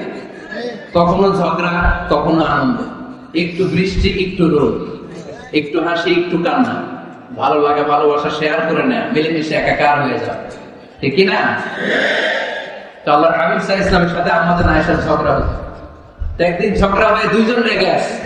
খবরদার দুইজন রেগে থাকবেন না, একজন রাখলে আরেকজন থেমে যাবে, কারণ এই ছোট্ট ঝগড়া থেকে এটা অনেক সময় বিচ্ছেদের দিকে গড়ায়। আমার প্রিয় ফরিদপুরবাসী, ভাবি রেগে গেলে আপনি রাগেন নয়, আপনি একটু ঠান্ডা থাকেন। আবার আপনি রেগে গেলে আমার মাইকের আওয়াজ যদি ভাবিরা শোনেন, আপনারা রেগে যায় না, একটু ঠান্ডা থাকেন। দুইজনে রেগে গেলে তো তৃতীয় বিশ্বযুদ্ধ শুরু হবে, তাই না? একজন রেগে গেলে আরেকজন ঠান্ডা। কারণ এই সামান্য ঝগড়া থেকে ইগোর কারণে এটা বিচ্ছেদ, ডিভোর্স পর্যন্ত গড়ায়। আর শয়তান এখানে উস্কানি দেয়। কারণ ইমানদারদের ফ্যামিলি ভাঙতে পারলে শয়তান সবচেয়ে বড় খুশি হয়, আর ইমানদারদের ফ্যামিলি টিকে থাকলে খুশি হয়ে যায় কে? আমাদের আয়েশা রাদিয়াল্লাহু তাআলা আনহার সাথে বিষ্ণু ইসলাম ঝগড়া হতো মাঝে মাঝে। একবার ঝগড়া হলো, বিষ্ণু ইসলাম ওরা আমাদের আয়েশা ওরা বিষ্ণু বললেন, আয়েশা ঝগড়া করে কতক্ষণ থাকবো, আসো মিটমাট করি। আয়েশা রাদিয়াল্লাহু বললেন, ঠিক আছে মিটমাট করি। তো বিষ্ণু ইসলাম বললেন, মিটমাটের জন্য কারে ডাকবো? ওমরে ডাকি। কই না, ওমরে না, ওমর গালিজ, ওমর অনেক রাগে, আমার ডর লাগে। কয় তাহলে তোমার আব্বারে ডাকি। কয় ডাকো। কি খুশি, মেয়েদের মধ্যে অবস্থা আছে না নাই? তাহলে তোমার আব্বারে ডাকি। ডাকেন, ডেকে নিয়ে আসা হলো। আবু বকর রাদিয়াল্লাহু তাআলা আনহু দাঁড়ালেন, আম্মা জান আয়েশা দাঁড়ালেন, বিশ্বনবী দাঁড়ালেন। বিশ্বনবী বললেন, আয়েশা তোমার আব্বা আসছে, এবার ঘটনা খুলে বলার পালা, তুমি বলবা নাকি আমি বলবো? আম্মা জান আয়েশা বললেন, আপনি বলেন। তবে ওয়ালা তাকুল ইল্লা হাক্কান, যেটা করছে ওইটাই বলে, মিথ্যা কথা কইেন না। আবু বকর রাদিয়াল্লাহু তাআলা রেগে গেলেন, কি এই কথা তুমি কেমন করে বলো? বিশ্বনবী কি মিথ্যা কথা কখনো বলবে? রেগে দিলেন মেয়ের গালে এক চড়। বানিয়ে বলতেছি না, মুসনাদ আহমদ ইবনে হাম্বলের হাদিস। বাবা রাতের থাপ্পড়কে আম্মা জান আয়েশা উল্টে বললেন। সাইয়েদনা আবু বকর রাগে গড়গড় করছেন, আবার বেরোর জন্য তেড়ে গেলেন। এবার বাঁচার জন্য আম্মা জান আয়েশা বিশ্বনবীর পিছনে যে আশ্রয় নিলেন। বিশ্বনবী বাঁচানোর জন্য দুই হাত মিলে দাঁড়িয়ে গেলেন। পড়েন সুবহানাল্লাহ। বিশ্বনবী যখন দুই হাত মেলে দাঁড়িয়ে গেলেন, সাইয়েদনা আবু বকর রাদিয়াল্লাহু আনহু থেমে গেলেন। সাইয়েদনা আবু বকর রাদিয়াল্লাহু তাআলা ঘর থেকে বের হয়ে বারান্দায় দাঁড়ালেন। বলেন সুবহানাল্লাহ। এবার বিশ্বনবী আম্মা জান আয়েশার কাছে যেয়ে বলেন, ইয়া আয়েশা কাইফা রাআইতিনি আনকাসতুকি মিনার রাজুল, দেখছো কেমনে বাঁচাইলাম? আমি না থাকলে বর্তমানে ফেলতো আজকে। আমি বাঁচাইছি তোমার, আমি আমার লগে ঝগড়া করো তুমি। লজ্জায় পড়ে আম্মা জান আয়েশা খিলখিল করে হেসে দিলেন, বিশ্বনবীও হেসে দিলেন। দুইজনের হাসির মধুর আওয়াজ শুনে সাইয়েদনা আবু বকর বাইরে থেকে অবাক, কি রে এতক্ষণ না ঝড়, তখন এখন থেকে হাসি। সালাম দিয়ে অনুমতি নিয়ে ভিতরে ঢুকলেন। ঢুকে দেখেন আম্মা জান আয়েশাও হাসে, বিশ্বনবীও হাসে। এই হাসি দেখে আবু বকর রাদিয়াল্লাহু আনহু হেসে দিলেন। আরশের উপর থেকে খুশি হয়ে গেলেন কে? এবার সাইয়েদনা আবু বকর রাদিয়াল্লাহু তাআলা বললেন, ইয়া রাসূলুল্লাহ আশরিকানি ফি সিলমিকুমা কামা আশরাকতুমানি ফি হারবিকুমা। ও নবী, যুদ্ধ লাগলে, দুইজন যুদ্ধ লাগলে মীমাংসার জন্য যেমনি আমারে ডাকেন, এরকম হাসি আর আনন্দের মুহূর্তে আমারে কোটাইকে।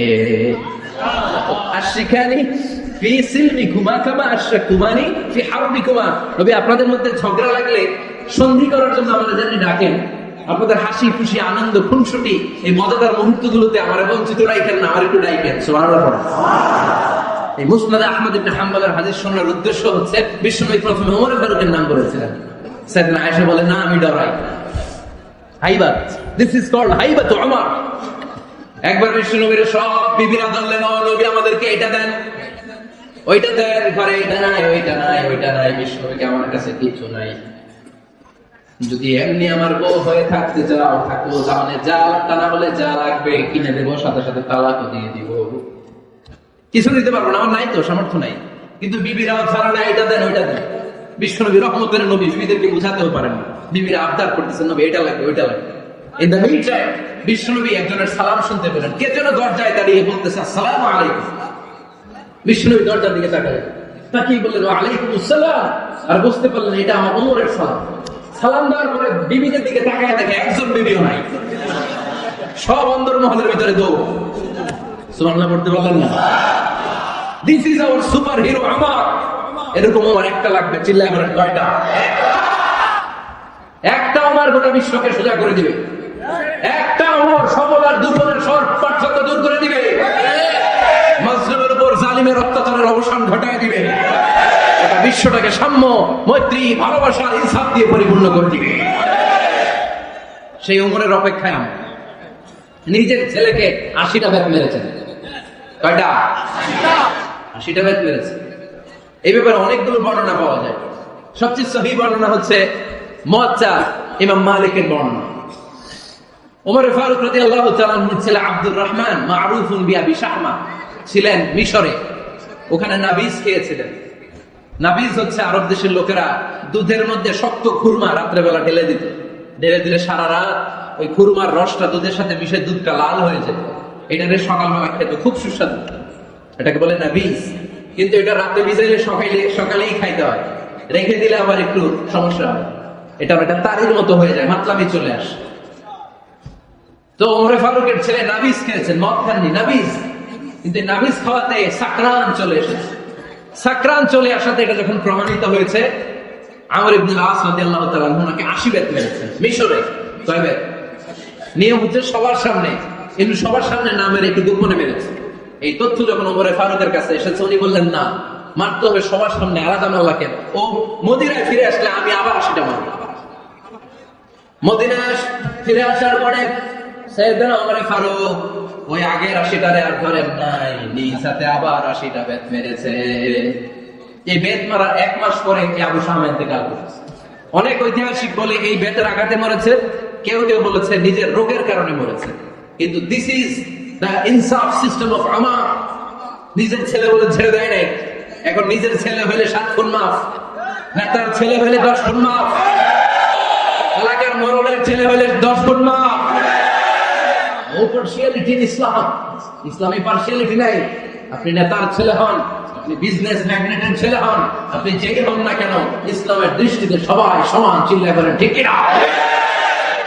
বনু মাখজুমের গোত্রের এক নারী চুরিতে ধরা পড়ল।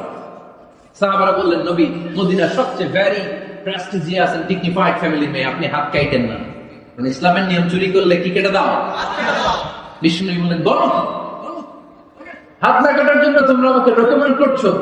এটা আল্লাহর আইন, পৃথিবীর কেউ রেকমেন্ড করলেও শোনার ক্ষমতা আমার নাই, কারণ আইনটা দিয়েছে কে? আল্লাহ। লাউ কানাত ফাতিমাতু বিনতি মুহাম্মাদিন সারাকাত লাকাতা মুহাম্মাদুন ইয়াদাহা। আরে বনু মাখজুমিয়া মেয়ে তো দূরের কথা, আমার কলিজা একটু ফাতেমাও যদি আজ চুরিতে ধরা পড়তো, তার হাত কেটে দিতে আমি 1 মিনিটও দেরি করতাম না। দিস ইজ ইসলাম। এই হচ্ছে ওমর ফারুকের মানাকিব। এরকম ওমর ফারুক কয়টা লাগবে? আওয়াজ করে বলতে হবে, কয়টা লাগবে? 1টা লাগবে। এই সাইয়েদনা ওমর ফারুক মদিনার প্রথম চিফ জাস্টিস ছিলেন। সর্বপ্রথম ওনার পরামর্শে সাইয়েদনা আবু বকর রাদিয়াল্লাহু তাআলা কোরআনকে সংকলন করেছেন। আমরা এই যে কোরআন পড়ি 30 পারা, এমদাদিয়া লাইব্রেরি 114টা সূরা, কত সুন্দর সন্নিবেশ করা হয়েছে, এখানে সাজানো হয়েছে। আল্লাহর হাবিব সাল্লাল্লাহু আলাইহি ওয়াসাল্লামের সময় কি এরকম কোরআন ছিল নাকি? ছিল? খেজুর পাতার মধ্যে, গাছের বাকলের মধ্যে, ওটের বড় হাড্ডির মধ্যে আর পাথরের মধ্যে খোদাই করা কোরআন ছিল। সাইয়েদনা আবু বকরের সময় রাদিয়াল্লাহু তাআলা আনহুর সময় যুদ্ধ হলো, 70 জন হাফেজ সাহাবী ইন্তেকাল করলেন। সাইয়েদনা আবু বকর রাদিয়াল্লাহু তাআলা আনহুকে ডেকে আমারে বলেন, এইভাবে হাফেজে কোরআন সাহাবীরা যদি দুনিয়া থেকে বিদায় হয়ে যায়, আল্লাহর কোরআনও তো বিদায় হয়ে যাবে। আমার পরামর্শ হলো, আপনি সব বয়োজ্যেষ্ঠ সাহাবীদেরকে একসাথে করে কোরআনের সব কাগজগুলোকে একসাথে করে একটা নির্ধারিত কপির মধ্যে কোরআনকে সংকলন করে ফেলে। সাইয়েদনা আবু বকর বললেন, যেটা আমার নবী করেন এটা আমি কেমনে করি? কিন্তু ওমর ফারুক লাসের বান্দা বলে না, এটা করলে কোনো খারাপ হবে না, ভালোই হবে।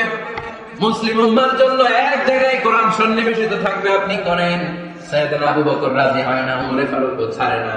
ওমর ফারুক বলতে বলতে এমন ভাবে সাইয়েদনা আবু বকর রাদিয়াল্লাহু তাআলা মুখে ধরলেন, সব শেষে সাইয়েদনা আবু বকর ওমর ফারুকের কথায় কোরআন সংকলনে রাজি হয়ে গেলেন। পড়েন সুবহানাল্লাহ।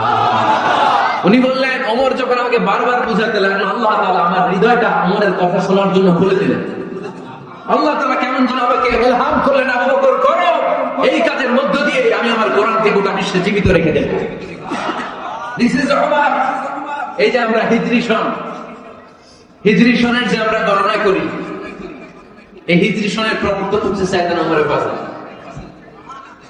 সুবহানাল্লাহ নাই? আমাদের মনোযোগ আসে না গেছে? কই ঘুমিয়ে গেলেন মনে হয়? তাকবীর দেন তো একজন আওয়াজ করে।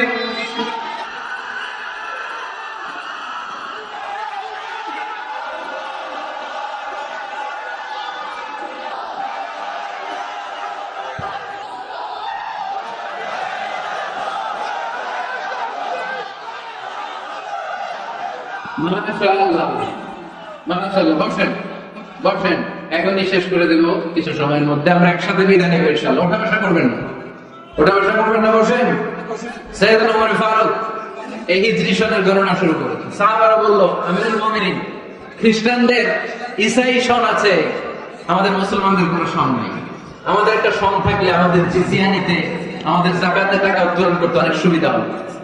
ওমর ফারুক বললেন, তাহলে কোন সালকে হিজরি, কোন সালকে মুসলিম সাল হিসেবে আমরা ঘোষণা দিতে পারি? একজন বলল, আমার নবী যেই সালে জন্মগ্রহণ করেছেন ওই সালে।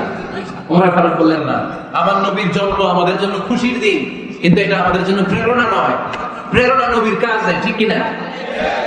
আরো কিছু সাহাবারা বলল, তাহলে যেই সালে আমার নবী ইন্তেকাল করেছে ওইখানে প্রথম সাল ধরে। ওমর ফারুক বললেন, না, যেদিন তিনি ইন্তেকাল করেছেন এটা আমাদের দুঃখের দিন, এটা আমাদের প্রেরণা নয়। আমাদের প্রেরণা হচ্ছে বিশ্বনবীর ত্যাগ, তিতিক্ষা, কাজের মধ্য দিয়ে, ঠিক কিনা? ওমর ফারুক বললেন, যেদিন বিশ্বনবী ইসলাম রক্ষায় নিজের মাতৃভূমি ছেড়ে মক্কা থেকে মদিনায় গিয়েছেন, ওই দিনটাকে হিজরি প্রথম দিন ধরে আমরা হিজরি সাল গণনা করে শুরু করে দেব। ওইটাই হচ্ছে হিজরি সন। সেখান থেকে হিজরি সনের প্রবর্তন করেছেন সাইয়েদনা ওমর ফারুক রাদিয়াল্লাহু তাআলা। এই যে স্টেট গভর্নমেন্ট, এই যে প্রিজন, জেলখানা, ক্যান্টনমেন্ট, সচিবালয়, গণভবন, বঙ্গভবন, মুক্তিযোদ্ধাদের ভাতা, রাষ্ট্রীয় ভাতা, এই সব নিয়ম কানুন সাইয়েদনা ওমর ফারুক তার রাষ্ট্রীয় আমলে তিনি নিজে করেছেন। চিল্লায় পড়েন আল্লাহু আকবার। মুসলমানদের আলাদা কারেন্সি, নিজস্ব মুদ্রা ব্যবস্থা নিজে চালু করেছেন। সৈনিকদের মধ্যে যারা বিবাহিত, প্রতি 6 মাস সন্তানোত্তর 1 মাসের ছুটি কাটাতে তারা ফিরে আসবে, সাইয়েদনা ওমর ফারুক চালু করেছেন। চিল্লায় একটা আওয়াজ করে পড়েন আল্লাহু আকবার। এই যে আমরা 20 টাকা সালাতুত তারাবি পড়ি রমাদানে, পড়েন না আপনারা? এটা সাইয়েদনা ওমর ফারুক চালু করেছেন। সুবহানাল্লাহ পড়তে পারলেন না? কোরআনে মোট 22টা আয়াত আছে যেখানে সাহাবারা ইনডিসিশনে ভুগছিলেন। বিশ্বনবীর মত একটা, ওমর ফারুকের মত আরেকটা। এই 22 জায়গায় আল্লাহ তাআলা বিশ্বনবীর মতের পক্ষে আয়াত নাযিল না করে ওমর ফারুকের মতের পক্ষে কোরআনের আয়াত নাযিল করেছেন। আওয়াজ করে বলেন আল্লাহু আকবার। এদিকে উঠলেন কেন আপনারা? যারা উঠছেন আমার দিকে তাকান। উঠতেছে, বাইরে থেকে উঠতেছে, বাইরে থেকে ঢুকতেছে ভিতরে, কিছু ভিতরে ঢুকতেছে, কিছু বাইরে গেছে না।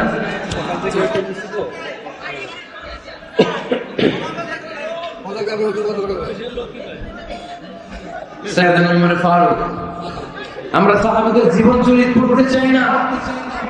কত যে অনুপ্রেরণামূলক দৃষ্টান্ত সাইয়েদনা ওমর ফারুক আমাদের জন্য রেখে গিয়েছে।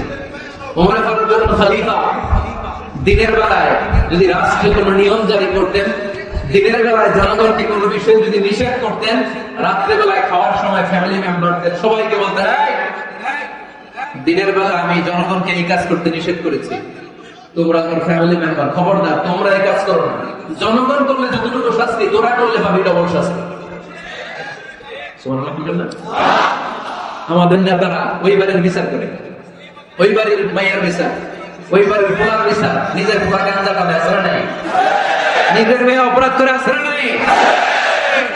কি নেতা ছিলেন আমাদের ফারুক? আগে নিজের ঘর সামলিয়েছেন, আগে নিজেকে সামলিয়েছেন, নিজের ঘর ঠিক করেছেন। বলেছেন জনগণ করলে যত ব্যাট, তোরা করলে double bat. This is called leader, ঠিক কি না? এক বাবা এসে বললেন, ওমর ফারুক আমার ছেলে কথা শোনেন, বেয়াদব। ওমর ফারুক ছেলেরা ডাকলেন, বাবা তুমি তোমার আব্বাজানের কথা শোনো না, এটা তো কবিরা গুনাহ। ছেলে বলে, ওমর ফারুক সব দায় দায়িত্ব আল্লাহ ছেলে মেয়েদেরকে দিয়েছে, বাবা মাকে কোনো দায়িত্ব দেয়নি। ওমর ফারুক বললেন, অবশ্যই দায়িত্ব দিয়েছে। তাহলে বলেন আমার বাবার দায়িত্ব কি? উনি বললেন, প্রাইমারিলি প্রথমত 3 দায়িত্ব। আইয়ানতাকিয়া উম্মাহ, পৃথিবীর প্রতিটি বাবার উচিত ছেলেদের মেয়েদের জন্য ভালো মায়ের ব্যবস্থা করা। 2 নম্বরে আইয়াহসিনা ইসমা, সুন্দর তার একটা নাম রেখে দেয়। 3 নাম্বার ইউআল্লিমাহুল কিতাব, তার আল্লাহর কিতাব শিক্ষা দেওয়া। এবার ছেলেকে আমার আব্বা 3টার একটাও করে নেই। এবার ওমর ফারুক রেগে গেলেন, বাবার কানে ধরলেন, বললেন তুই ছেলের জন্য বিচার নিয়ে আসলি, তোর 3টা দায়িত্বের একটাও তুই পালন করিস নাই। ছেলে বলে, আমিরুল মুমিনিন আমার মা নর্তকী, আমার মা মাজুসি, আমার মায়ের মধ্যে কোনো আদব কাদব নাই। সুন্দরী দেখে আমার মারে বাবা বিয়ে করছে, আমার মায়ের কাছ থেকে জীবনে কিছু শিখি নেই। 2 নাম্বার সম্মানী খানফাসা, আমার বাবা আমার নাম রেখেছে চামচিকা। কি নাম রাখছে? এটার নাম হইল একটা, এরকম উল্টা পাল্টা নাম আছে না? না, এগুলো রাখবেন না। আব্দুল্লাহ রাখবেন, আব্দুর রহমান রাখবেন। আর একটা কি বলছে আজকে? হুযায়ফা রেখে দিন, পারবেন? ওয়ালাম ইউআল্লিমনি হারফাম মিন কিতাবিল্লাহ আমিরুল মুমিনিন। শুধু তাই না, আল্লাহর কোরআনের একটা অক্ষর আমার বাবা কোনোদিন আমারে শিক্ষা দেয় না। ওমর ফারুক রেগে গেলেন, এবার বাপের কান্দে ধইরা মারতে শুরু করলেন। তুই পুরার নামে বিচার নিয়ে আইছিস, তোরে মাইর দেবো আগে। এরকম নেতার দরকার আছে না নাই? মদিনায় এক লোক তার বউরে রাগের চোটে 100 তালাক দিয়ে দিয়েছে। কয় তালাক দেয়ার নিয়ম কয়টা? দিছে কয়টা? এবার স্ত্রী কাঁদতে কাঁদতে এসে বলে, আমিরুল মুমিনিন দেখেন, আমার স্বামী আমারে রেগে মেগে 100 তালাক দিছে। ওমর ফারুক বললেন, ধরে নিয়ে এটা নিয়ে আসা হলো। ওমর ফারুক বললেন, কয়টা তালাক দিয়েছ? 100টা। কেন দিছ? তার মাথা গরম আছিল। এরকম আছে না? তালাক দেওয়ার সময় সব তালাক, তুই তালাক, তোর মা তালাক, তোর বোন তালাক, সব তালাক। তালাক দিবে ওয়াইফরে, দিতেছে সবাই রে। তোমার ফারুক বললেন, দিবে 3টা, 100টা দিলা কেন? কয় মেজাজ গরম ছিল। কয় দাঁড়া, আত-তালাকু মিন শাআইরিল্লাহ, তালাক হচ্ছে আল্লাহর দেয়া বিধানের একটা নিদর্শন। এটা নিয়ে তুই খামখেয়ালি করলি? আমার রায় শোন, আমার রায় হচ্ছে 3 তালাকে তোর বউ তালাক, বাকি 97 তালাক তোর পিঠের উপরে পড়বে। এরকম বিচারের দরকার আছে না নাই? এরকম দৃষ্টান্তমূলক বিচার যদি বাংলার জমিনে দেওয়া হতো, আর কোন নারী ধর্ষিতা হতো, আর কোন নারীকে অ্যাসিড মারা হতো, আর কোন নারী যৌতুকের জন্য কান্না করতো, একটা মন লাগবে, বেশি না। কয়টা লাগবে? তিনি গভর্নর সিস্টেম চালু করেছিলেন, governor system, Islamic state. Bahrain, Yemen, মিসর, কুফা, বসরা, মক্কা, মদিনা, এই 7 জায়গায় 7 জন গভর্নর পাঠিয়েছেন। তাদের থেকে তথ্য নিতেন। এই গভর্নর সিস্টেম উনি বানিয়েছেন। সাইয়েদনা আমর ইবনে আল-আস রাদিয়াল্লাহু তাআলা আনহু পাঠিয়েছেন মিশরে। মিশরে একটা দৌড় প্রতিযোগিতা হতো। ওই দৌড় প্রতিযোগিতায় আমর ইবনে আল-আস রাদিয়াল্লাহু তাআলা আনহুর ছেলে অংশগ্রহণ করেছে। কিন্তু এক মিশরি ওই দৌড় প্রতিযোগিতায় চ্যাম্পিয়ন হয়ে গেছে, রানার্স আপ হয়েছে আমর ইবনে আল-আসের ছেলে। এবার মিশরি ফার্স্ট আর গভর্নরের ছেলে সেকেন্ড। রাগের চোটে আমর ইবনে আল-আসের ছেলে ওই মিশরির মাথার মধ্যে কয়েকটা বাড়ি মেরেছে। মিশরি বলে, আমার মারলা কেন? তুমি খেলায় পারো না, আমার মারলা কেন? কয়, আনা ইবনুল আকরামিন, আমি গভর্নরের পোলা, আমি যা বলবি এটাই হবে, আমার উপরে কথা নাই।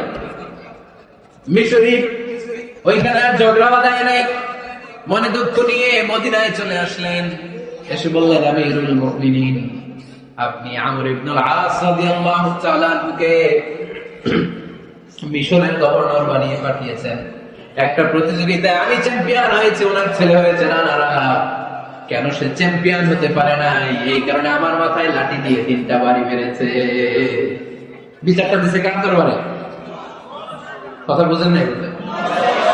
ওমর ফারুকের দরবারে। ওমর ফারুক বললেন, চাই আগামী বছরের অমুক তারিখ আমি সব গভর্নরদেরকে ডেকে হিসাব নেই, তো ওই দিন তুই থাকবি। পারবি না? মিশর বলে, পারবে না, অবশ্যই পারবে।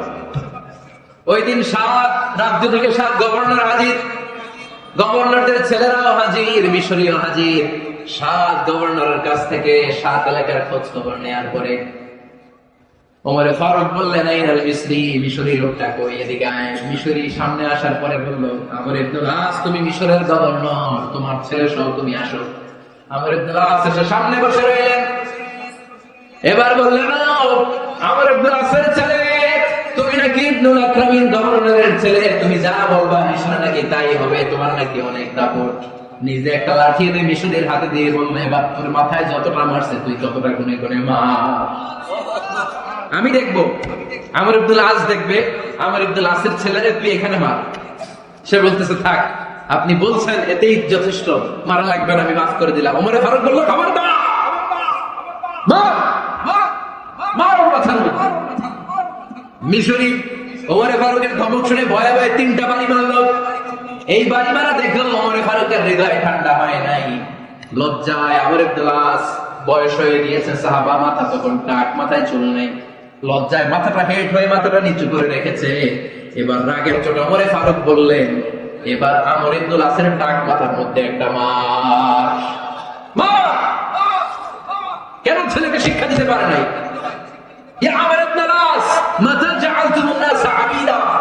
তোমরা কখন মিশরীয়দেরকে নিজেদের দাস বানায় নিলা? আর ওদের মায়েরা তো ওদেরকে স্বাধীন সন্তান হিসেবে প্রসব করেছে। মানুষদের উপর ক্ষমতাগিরি করার জন্য গভর্নর পাঠাই নাই। খবরদার, জনগণ তাদেরকে দেখভাল করার জন্য তোমাদেরকে পাঠানো হয়েছে, তাদের উপর কোন অত্যাচার করার জন্য নয়। চিল্লায় বলেন ঠিক কিনা? এরকম নেতা কয়টা লাগবে? কয়টা? ওই নেতার নাম কি? হ্যাঁ, 22 জায়গায় বিশ্বনবী কয় একটা, ওমরে ফারুক বলে আরেকটা। আল্লাহ বলে, বিশ্বনবী আপনার পক্ষে আমি আয়াত নাযিল করতে পারলাম না, আমি ওমরের পক্ষে নাযিল করে দিলাম। বিশ্বনবী বলতেন, ইন্না লিকুল্লি উম্মাতিন মুহাদ্দাস, সব উম্মতের মধ্যে, সব নবীর উম্মতের মধ্যে থেকে একজন করে আল্লাহ তাকে মুহাদ্দিস বানাতো। মুহাদ্দিস না, মুহাদ্দাস। মুহাদ্দাস মানে এমন লোক যিনি যা ভাবতো ওই ভাবনাটাই আল্লাহ আয়াত হিসেবে নাযিল করে দিতেন। বিশ্বনবী বলেন, আমার উম্মতের মধ্যে মুহাদ্দাস হচ্ছে সাইয়েদনা ওমর। মদিনার সবচেয়ে বড় মুনাফিকের নাম আব্দুল্লাহ ইবনে উবাই ইবনে সালুল।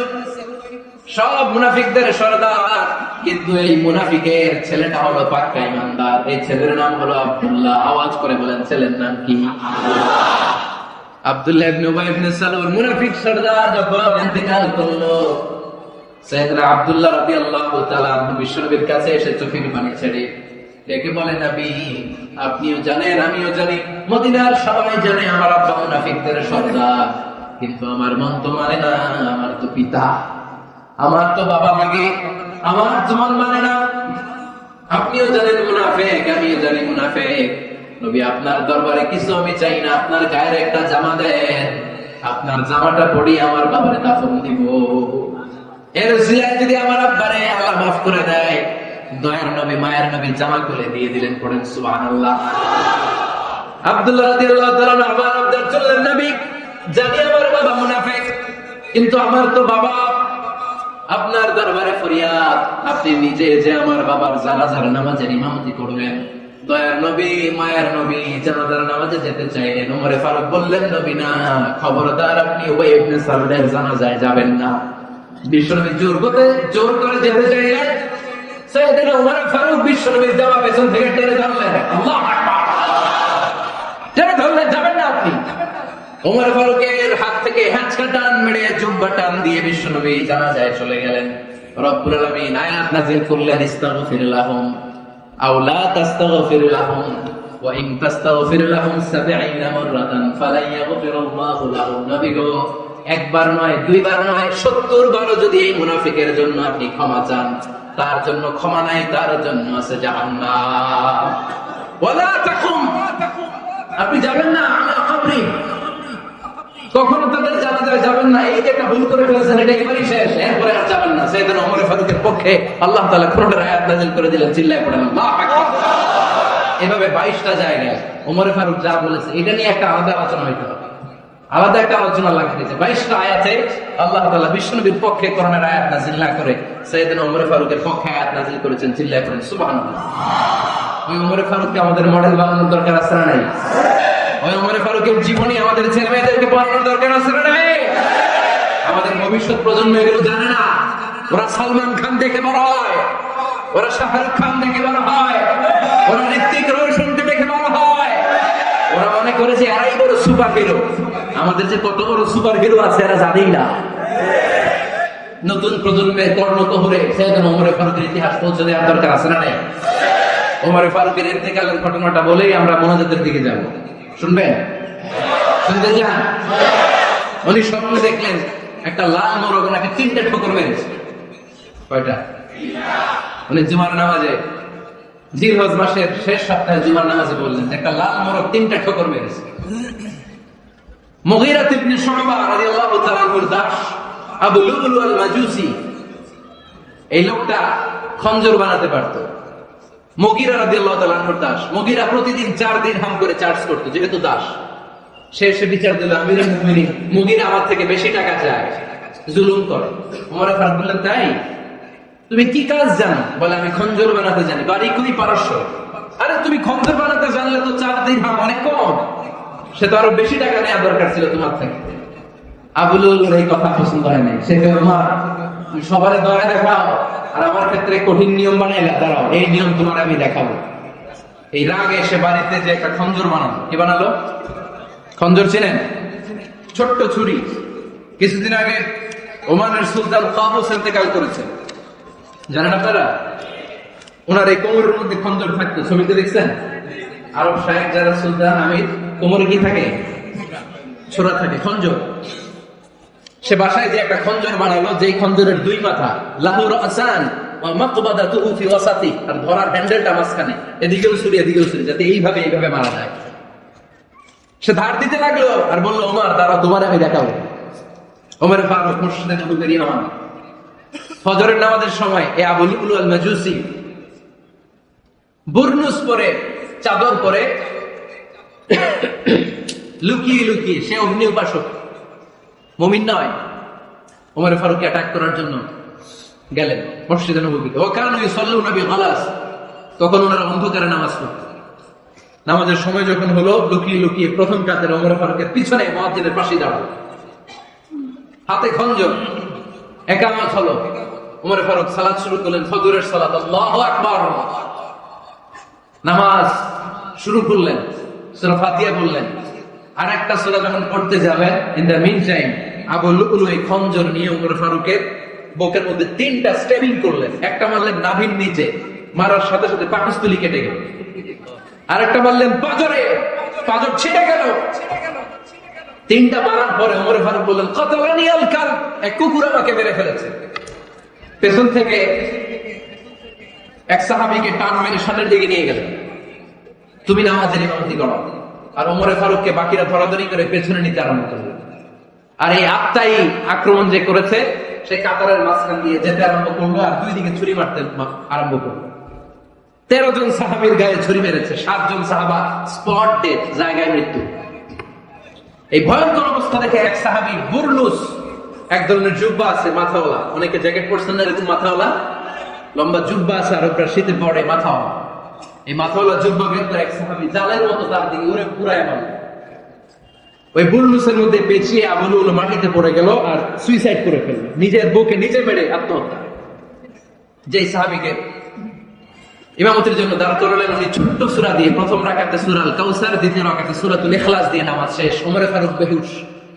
ওমর ফারুক কি? বেহুশ। সবাই কান্নাকাটি করতেছে, সবাই দেখতে গেলেন, এখন হুঁশ ফিরে না। মুখের মধ্যে, মুখ খুলে রাষ্ট্রের চিকিৎসক মুখের মধ্যে দুধ দিলেন, ওই নাভি দিয়ে দুধ বের হয়ে যায়, পাকস্থলী কেটে ওখান দিয়ে দুধ বের হয়ে যাচ্ছে। তারা বলল, ওনারে বাঁচানো সম্ভব না, দেখেন হুঁশ ফিরে কিনা। হুঁশ ফিরলে ওনার পরে কে আমির হবে, উনি যেন প্যানেল ঠিক করে দিয়ে যায়। সবাই তাকিয়েছে ওমর ফারুকের চোখের দিকে। আল্লাহর মেহেরবানিতে ঘন্টা খানিক পরে উনি চোখ খুললেন। চোখ খোলার পরেই বলেন নাই, ওমা আমি মরে যাই। চোখ খোলার পরে উনি বলেন নাই, কে বললো আমারে। চোখ খোলার পরে উনি বলেন নাই, আমার পরে নেতা কে হবে। চোখ খোলার পরে সর্বপ্রথম কথাটি ছিল, আসল্লান নাস, আমার নেতৃত্বে যে ফজরের নামাজটা শুরু হয়েছিল, এটাকে ঠিক মতো তোরা পড়েছিলি? আমার নেতৃত্বে যে ফজরের জামাত শুরু হয়েছিল, সেটা ঠিকঠাক মতো সমাপ্ত হয়েছিল কিনা আগে বল।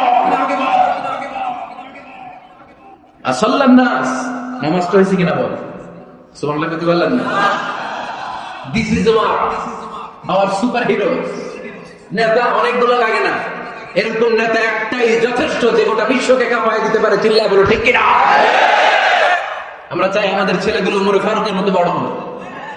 আমরা চাই আমাদের ছেলে মেয়েগুলো খাব্বাব, খুবাইব, সাইয়েদনা আলী, উসমান, আবু বকর রাদিয়াল্লাহু তাআলা আনহুর অনুসরণে বড় হোক, ঠিক কিনা?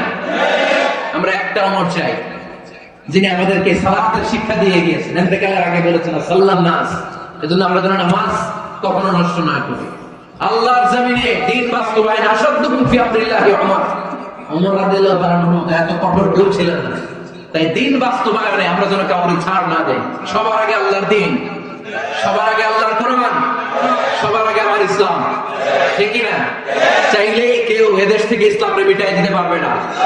যে দেশে আল্লাহু আকবার ধ্বনির সাথে সাথে সূর্য ডুবে যায়, আল্লাহু আকবার ধ্বনির সাথে সাথে সূর্য ডুবে যায়, সে দেশে আর কিছু থাকবে না, থাকে আমার ইসলাম থাকবেই। আর কিছু থাকবে না, থাকে আমার কোরআন থাকবে। সে ইসলামের সাথে থাকতে রাজি আছেন তো? কোরআনের সাথে থাকতে রাজি আছেন তো?